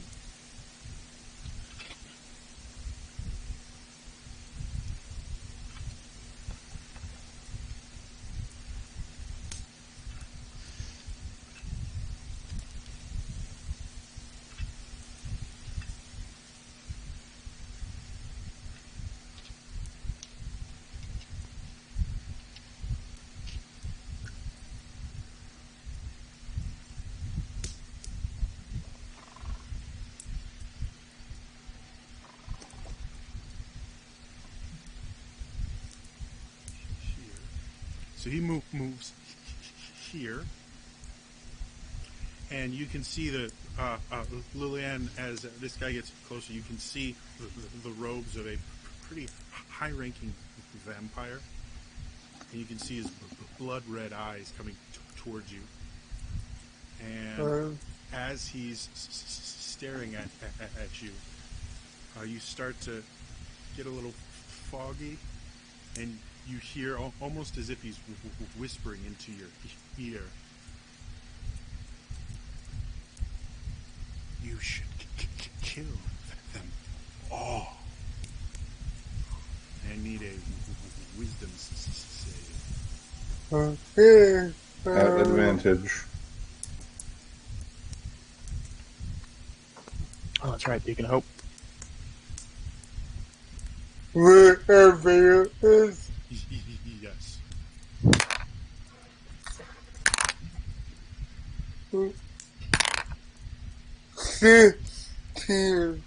As you sit there and start feeling your arms go slack, as you start to turn towards your friends, you suddenly shake your head, and he vanishes into the shadows.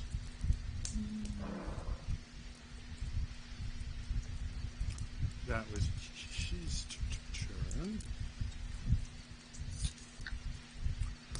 Brings us to Henri. Weird random question that's totally random. Do I recognize this vampire? Good question. No, you wouldn't. Okay. Then how high up is the bat from these two? It's about. It's on the ground now. Remember, Yeah. Commander shot it out of the sky. However, it's all tangled in branches in that, so it does have 3/4 cover right now. Could I get all three of them with a 20-foot cube? I think I can. Yeah. I'm gonna do my Drow ability and do Fairy Fire on those three. Nice. Ooh. It's Dex save. Yep. And it'll be Violet Light because it says I get to choose. What's your save? 16. Okay. First guy saves. Second guy saves. Bat fails. Alright, so the bat is now a bright light for you humans. So any attack roll against it has advantage. It's less than pleased with you. And then I am going to, with my movement, let me get the right tool, go over behind this tree and drop prone, making myself hopefully a harder target. Okay. So you guys watch as Henri just dashes over this tree and just dives down, trying to hide behind it. That is that. Argenta. Alright. She has her quarry. 1, 2, 3, 4, 5, 6, 7, 8. Do you have dark vision? I do. Okay. Cool. Go for it. Both attacks reckless. Right?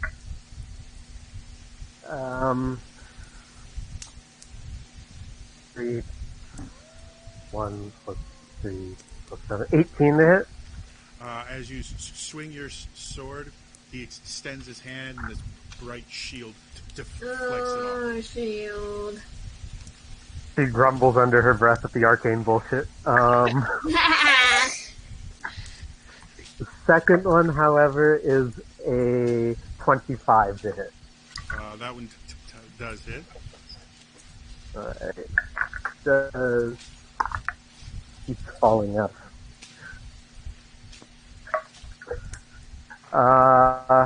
11 plus 19 points of slashing damage.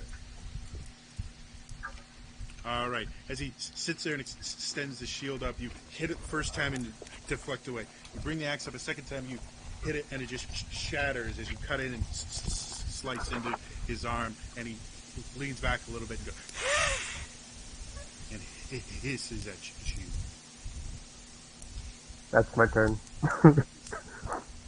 Okay. Not happy at all. Fade. I would like to move up, and then I would like to touch my glove and suck in some of these tasty shadows all around me, and turn on my shadow glyph.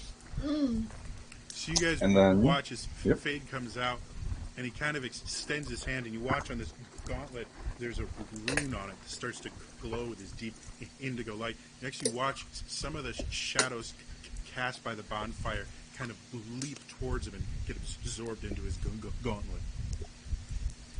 Then I would like to shoot a guiding bolt at our vampire friend. A 21 to hit. Yeah, that does it. And I would like to offer a third level, so 66, of radiant goodness to our friend, 25. Ooh, that's gonna hurt. As you sit here and fire off this bolt, goes forward.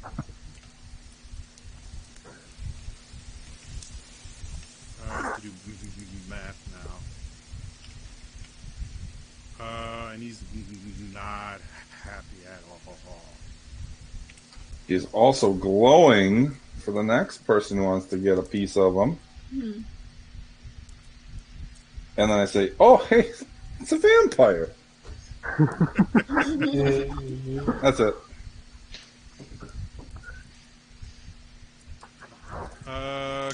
Cool.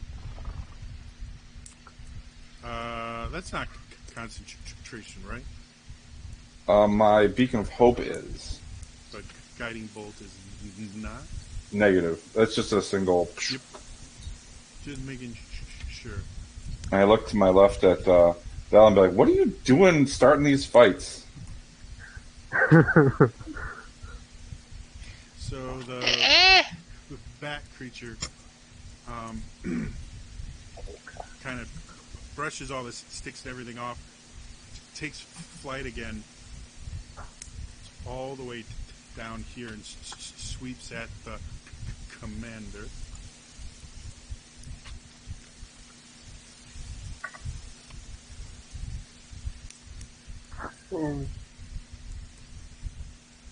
And first it comes with these claws on its feet trying to slash at you. That is 17. Hits. It's 13 slashing damage. Ow. And then you weren't able to see this before because it was so far away. But it comes around, it has a tail on it as well with a stinger. And the stinger tries to pierce you. Yummy. That's 24. No, doesn't hit. Cool. 11 piercing damage, and I need a Constitution saving throw.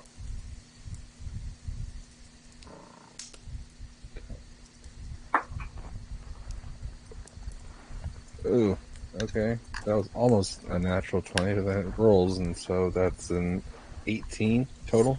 Okay. You take 12 points of poison damage. Really put on the heart here, Jody. And it flies over by this tree and gains a little altitude, about 20 feet in the air. Okay. Bright purple for you, Commander. Mm-hmm. Oh yeah, I forgot it's glowing. I was just picturing like this disco ball flying towards Commander. Suddenly here.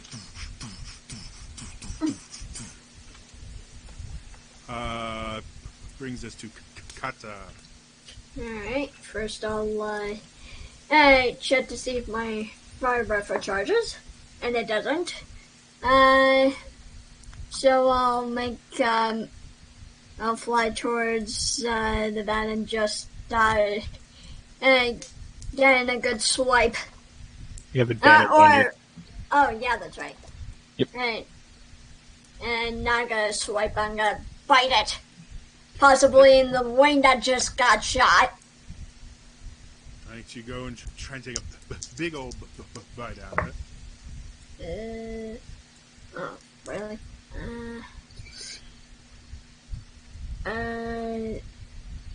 15? Yeah, that hits. Nice. And, 10 plus 56.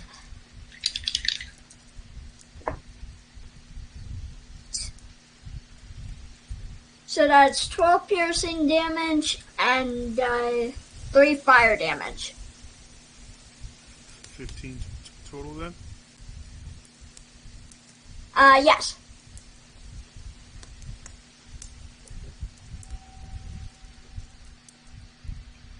Alright, it's looking pretty rough as you get a big mouthful. And as you bring back, like, you have this very acrid taste in your mouth. Very, very bitter. Like you've just gotten a big mouthful of cod liver oil. Ugh. Anything else? Nope, I'm good. Right, that brings it back to Vala. All right. So I still have line of sight on the giant bat, right? It's glowing. Not on cover? Okay, excellent. I am going to reach into my shirt and clasp my arcane focus, and then I will just scream, like a bat out of hell, I'll be gone when the morning comes, and cast Firebolt at it. Okay. Nice. So you have advantage. Thank God for that advantage. With advantage, I got a 20. That Not- definitely hits. Roll Okay. damage. Remember, it's 2d10. Yep, 2d10 plus the hex damage. Yep. Plus my gift from the Dark Lady, ish. 17 points of radiant damage and psychic damage. Sorry, fire damage and psychic damage. It's fire necrotic. Yes, sorry. You just sit there like, I'm going to keep changing this damage. Like, fires. It's chromatic gift. Don't worry about it. No, Vala, I did that last campaign. It Oh, hurts. yes. That's all that matters is it hurts. It is Yeah. 17 points of pain.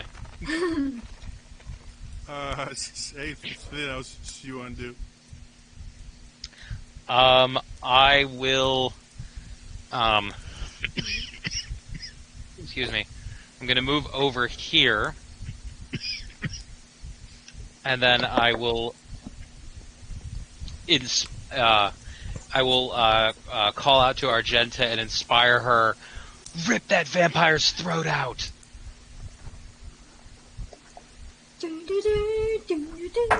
And that will end my turn. Okay. Cool. Back to the commander. All right, so I'm going to. Can I see the bat from where I'm at? I know the trees there. Am I able to see that, or Yes. need to step out? Glowing like a beacon. Whenever the branches were in the way or anything. You can look through them. All right. If it wasn't for the fairy fire, I'd say no. Okay. But it's glowing. Huh. You I'm can going just kind to of do- tilt your head to the side and find it. All right. I'm dropping 2 shots into it. And I have advantage because of fairy fire, right? Yep. Cool. We're making a sharpshooter then. Let's see this. 5. That's math. 16. 16 hits. Okay. I'll go ahead and roll the other one.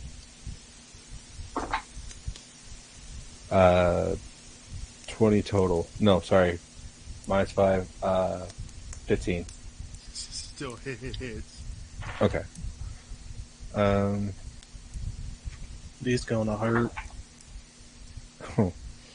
One of them Perfectly is. honest, I'm pretty sure with the sharpshooter, you can't keep it alive because it's plus 10 to the damage roll. Mm-hmm. Yeah, it had Well- 20 hit points. Okay, because the first shot was is 25. Yeah, that one. So you sit there and you aim and you go, how do you want it to do this? Alright. Because that stinger hurt, I want to take the stinger off and make it bleed out, I guess. Okay. Well, you used two shots, so let's say this way.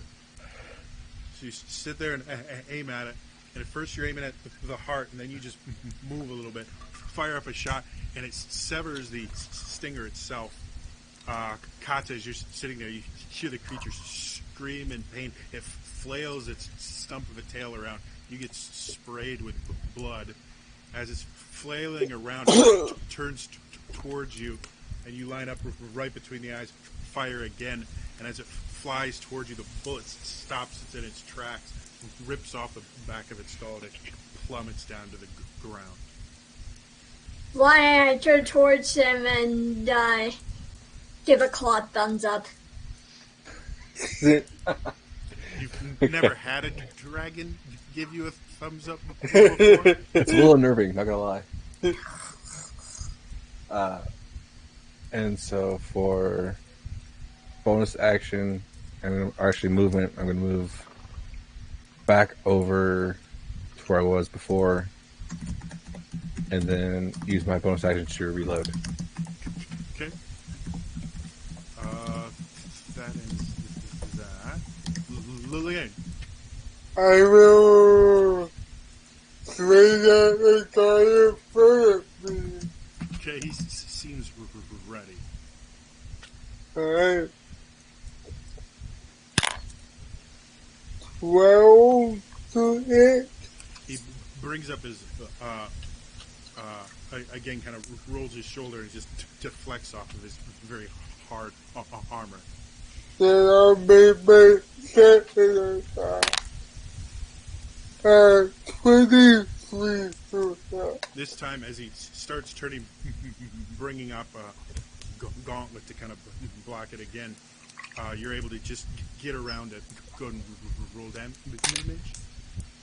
But yeah, it'll be.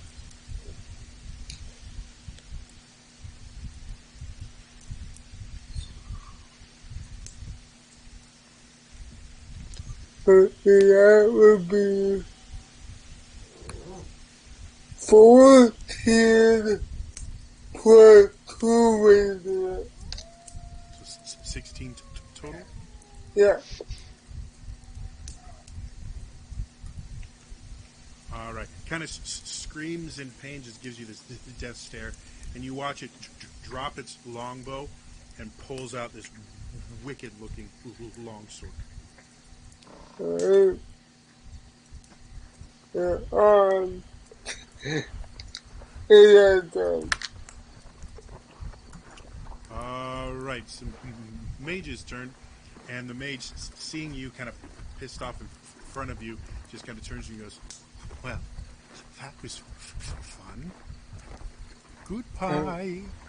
And as he waves, he vanishes from sight. Counterspell. He counters your counter spell. Done.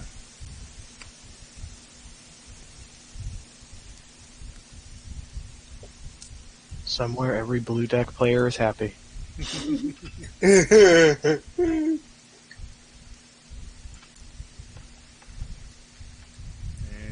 yeah, you guys have no idea where he went.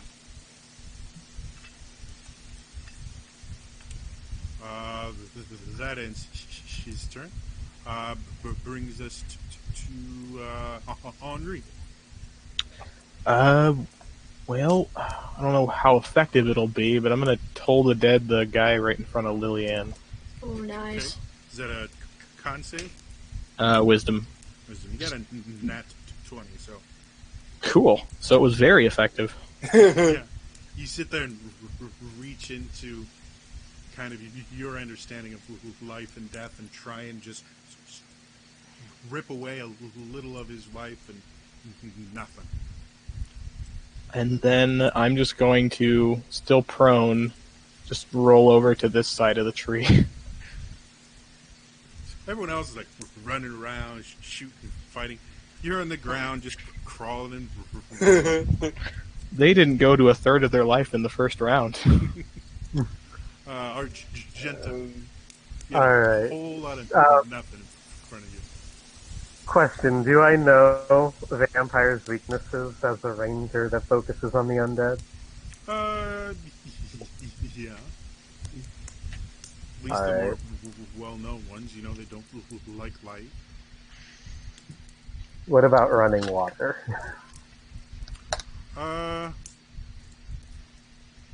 You're not 100% certain how true that one is. Alright, so I go to this one, and in my rage and the arcane bullshit that just happened in front of me, my quarry left, I am going to grab him by the back of the head. So grapple. Okay, go ahead and make your athletics check. Okay. So what they were, well, it's the same. What'd you get? 27. Damn. Well, he got a nat 20. With his... Yeah, it would have been equal. With his bonus. My bonus? Plus 9. No. I mean, you both got a 27. Oh, okay. Math. You do have Bardic Inspiration. Oh, I do. I believe it's a D8. 31. We got a nat 20. I never rolled that. So yeah, you sit there and you grab him by the back of the head, and he instantly turns around and traps your arm underneath his. Like, have you ever seen someone like they wrap around and then grab it like that? And you just kind of lift him with your arm trapped. And he goes from anger to, holy shit. And then I just drag him to the edge of the water, and I'm like, your master left you alone, so let's test something out. And I'm going to use my other attack to throw him into the river. Well, you move at half speed. I know, I have 50 feet of movement right now. Yeah, but you went from all the way up here, which took I you was about... here. Oh, you're only that. Oh, never mind that.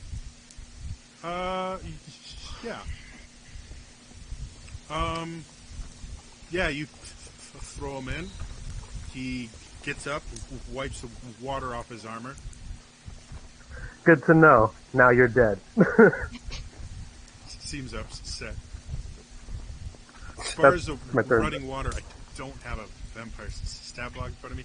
I believe it's if they're dead, if you stake them and bury them under running water and stuff like that, it can prevent them from coming back.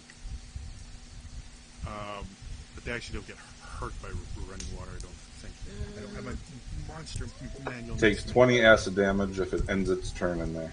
Ah, thank you. So it looks less than thrilled to be in the water. What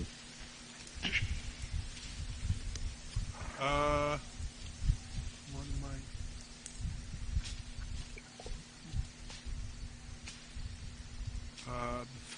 Fade. I'm going to drop concentration on Beacon, and I'm going to use a 4th level slot to try to locate creature, that guy that just ran away. Shit. So if he's within 1,000, I got a ping on him.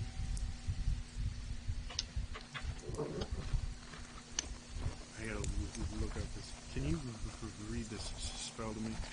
Yep. Describe a named creature familiar to you. You sense direction as long as it's within 1,000 feet. If it's moving, I know the direction of its movement. You can locate a creature known to you or the nearest creature of a specific kind, as long as you have seen such a creature up close. So I saw him and I shot at him, so I feel like I'm familiar with him. It is concentration up to an hour, so I'm going after him.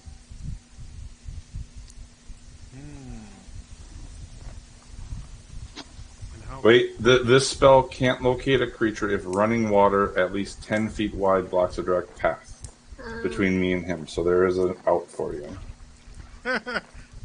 Really? That's weird. That is so weird. So the issue... All right, Mike, you're a DM. You help me out with this because my brain's not working. He's under the effect of greater invisibility. I know where he is. Yeah, the thing is, my only issue is the fact that with greater invisibility. But nah. Now, do you know the direction he's in, right? You sense the direction of its location, and if he's moving, I know which way he's going. But it's concentration, so I have a constant beat on him. Okay, sure. Yeah, no. You get a ping right there. I go to it. However fast I can get. Can you ping again? I didn't see where you put them. 5, 10, 15, 20, 25, 30. That was an action to do that. So I say, hey, if you want to kill that guy that you're after, he's this way, and I point in that direction. I'm going to chase him. Don't let me die. Goodbye. That's really brilliant, man. I was still kind of all set up from the Green Dragon lair, where I was just trying to find everything. Yeah. No, that was just really smart. That brings us to... you're dead. Bye.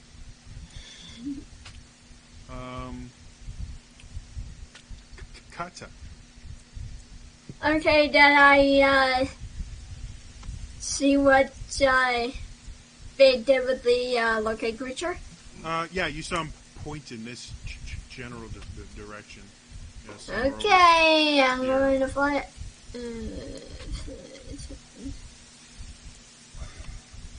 Fade's technically the only one that has a really good.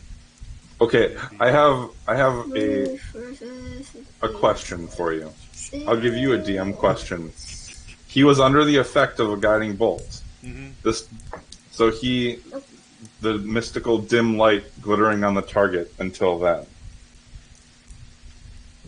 Mm-hmm. So he was under a glittering light while he was invisible.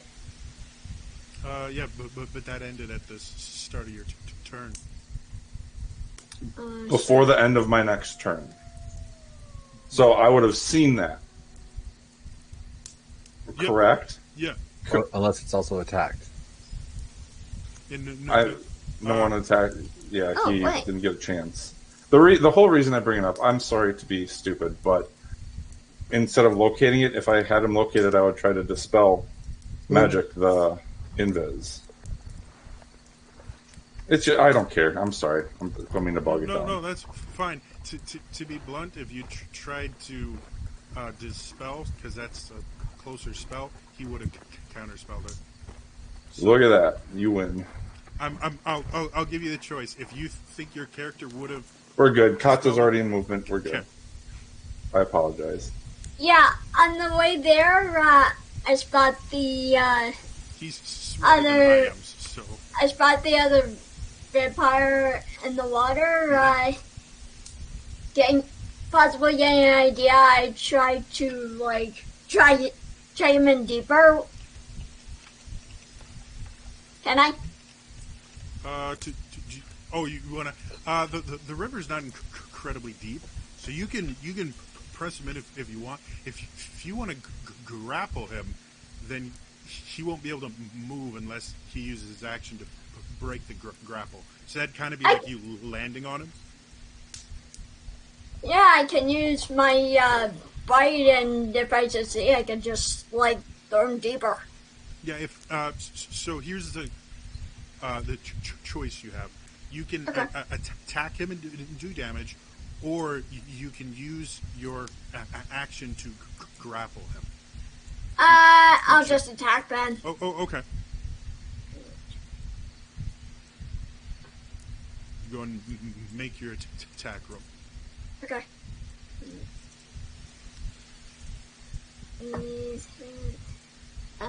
That is 16 to hit. That misses. As you try and bite on, you get his armor that is incredibly hard, and it just kind of, scrapes your teeth against it. Anything else? No. Valen, you're up. Okay, I kind of got an idea of where Fade pointed, right? Yeah. Again, rough idea. You don't have distance, you just have direction. So somewhere around here. Sweet. I am going to back up 10 feet and cast Fairy Fire in a 20-foot cube and pray.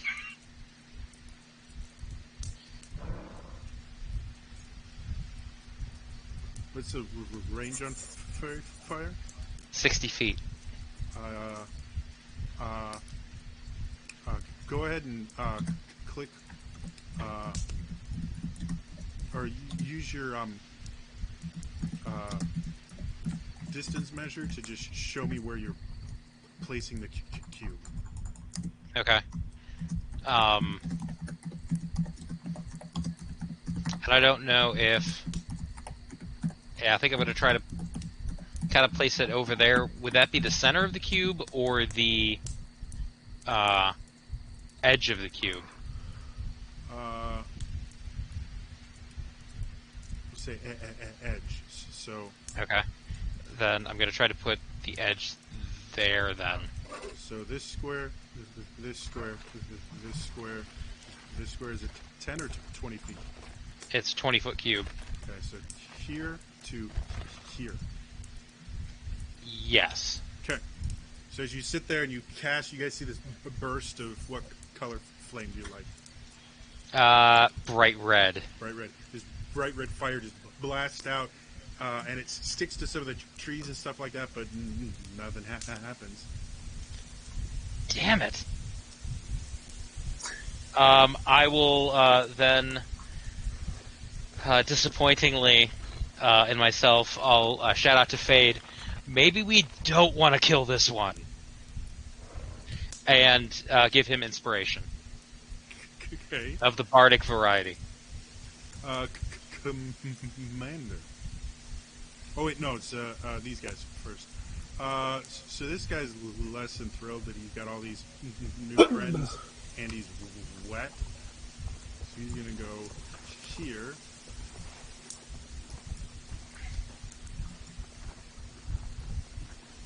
I need to look at what he can do.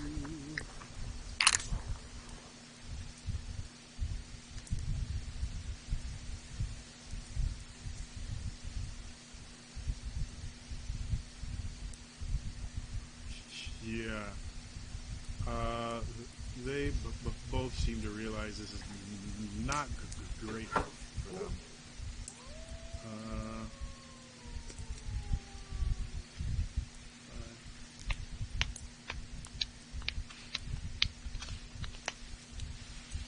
He's going to make a break for it.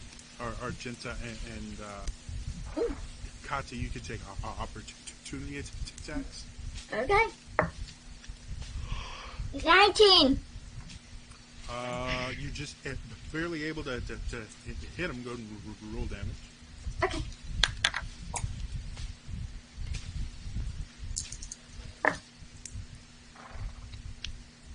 $23.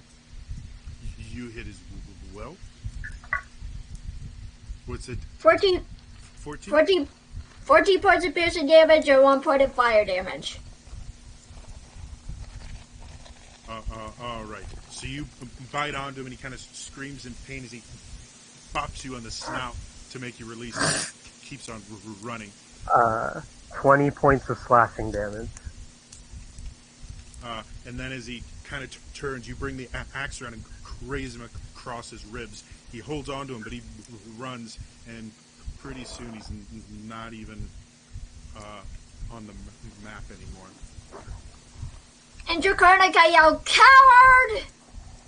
This guy does the same. Okay, now I'm even more terrified that I understood a dragon. Wait, you understand Draconic? Apparently. Who's that right there? Lillian. Oh, you can take a swing at him. 25. Definitely hits. Alright. And that would be...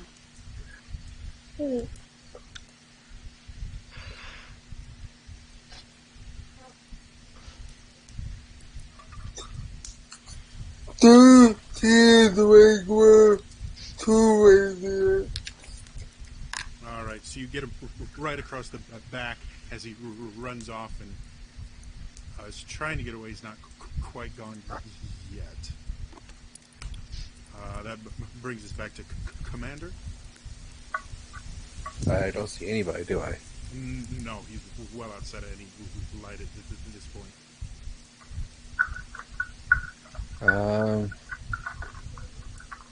I guess I'll just move. Let's see. Oops.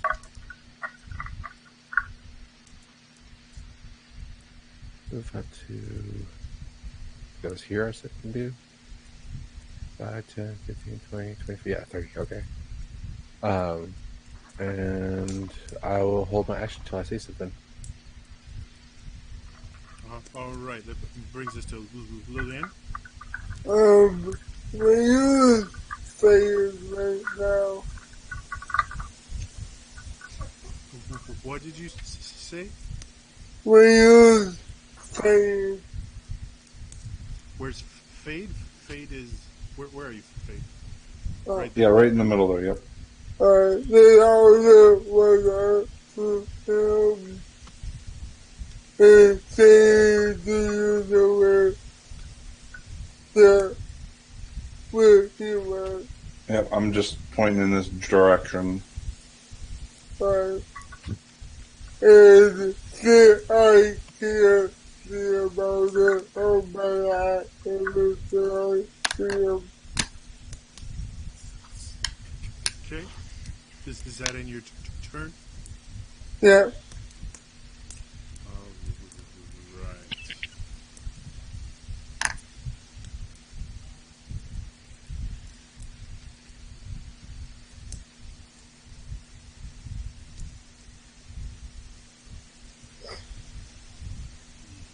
Yeah.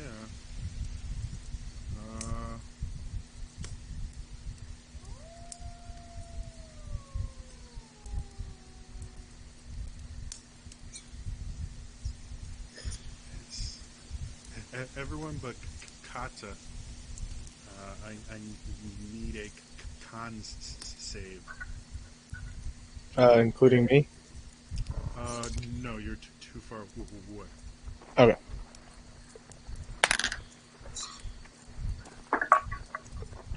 As this huge blast of cold just shoots out Yikes. from the darkness. 24. You save? Hold on just 1 second.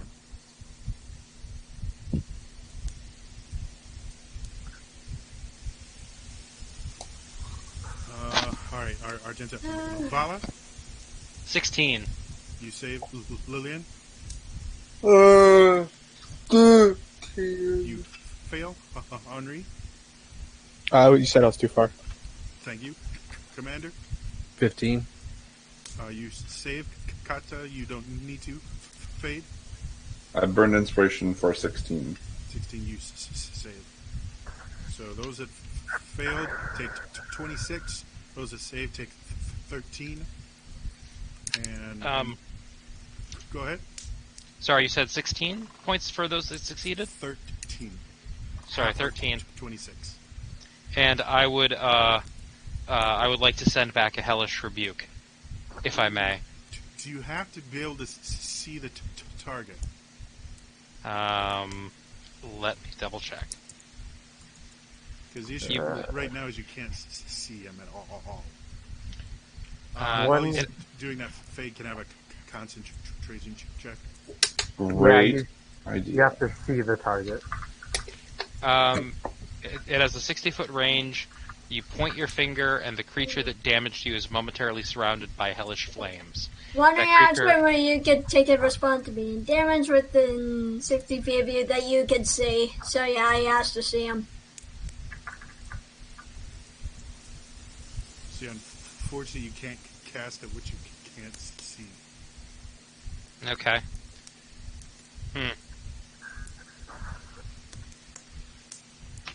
Okay. Yeah, I just see a 60-foot range. You point your finger, and the creature that damaged you is momentarily surrounded by hellish flames. Are you here? I'll get my I'll look on D&D Beyond real quick. Okay. But again, it's a 60-foot range. So if he's outside that 60-foot range, it's pointless. Well, the cone of cold is 60 feet, so kind of has to be within 60 feet of you. I'm gonna rule right now because you can't see him, that you can't target. Because technically, all you know is you got hit by an attack. You don't know who hit you, and you can't point at a creature you can't see, which even your description does say you point at the creature. Right. Or yeah, you point your finger, comma, and the creature that damaged you is momentarily surrounded by hellish flames. So okay, that's fine. All right. So fade. Your low creature fades as the cold numbs your entire body. And he vanishes. We're not done yet. I can still track them.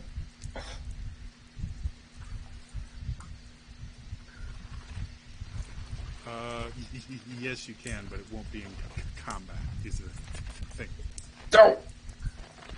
Or initiative order. We can still do. It means I get to end this combat. Is what I'm saying. Yeah. So the final guy is just barely within range for you guys to do anything, and will not be in 6 seconds. Lillian is just barely lighting him with the very edge of her radiant blade. So I'm going to give everybody just one action you can use against him before he gets away. I'm just going to do this in order I have you guys listed. Okay. So I'll start with Argenta. I'm going to run up, drop my great axe in the middle of the sprint, and just try and grab him. Okay, make me an athletics check.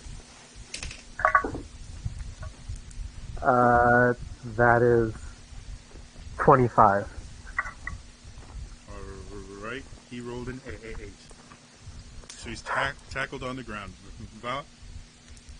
I'm going to move closer to him and cast, at first level, Taisha's Hideous Laughter. Okay, what's this? Save wisdom? It is a wisdom saving throw. I don't believe he's very wise. DC is 16. And I'm going to say, did you hear about the vampire who tortured his victims with music? His balk was worse than his bite. Even I got that one. Alright, I'm taking a point of damage for that. Yeah. Yeah. I just took a point of damage for that. So as you're holding onto a bear hugging, he's now laughing uncontrollably, which just sickens you, Argenta, because that joke was not worth laughing at. Yeah, he is, technically, if he wasn't being held, he would fall prone, becoming incapacitated and unable to stand for the duration. It's 1 minute, but every turn he gets to try to save again. Alright, because you have one guy sitting on him and another guy tickling his mind with bad jokes. I'm going to say you guys have... Do you want to try and kill him or capture him is my question. I would vote for capture. Is that a consensus with the party? Yes. Yeah. Okay. I mean, we were hired to kill him, right? No, this isn't the one that's trying to... No, not this one. Oh, fine. I'm just saying, if we can't get the other one, we need to find out... He said we stopped his experiment. That means that he's the one who's building those machines. Okay, I'll go get him. So, with that, you guys have a blood guard, which attacking or impeding a blood guard is a treasonous action in Sanguinius. You make a valid point. But with that, that is where we are going to end it for tonight. I do want to give a big shout out to Vet Viper 5. They were kind enough to give us a raid today, and everyone that came with them. Hi. Nice. If you missed any of tonight's episode or any of the other episodes, I have them all on my YouTube channel. It's youtube.com/TrainerJody. Feel free to check it out there. Otherwise, that's all for me. Now, see you guys next time. All right? Bye-bye.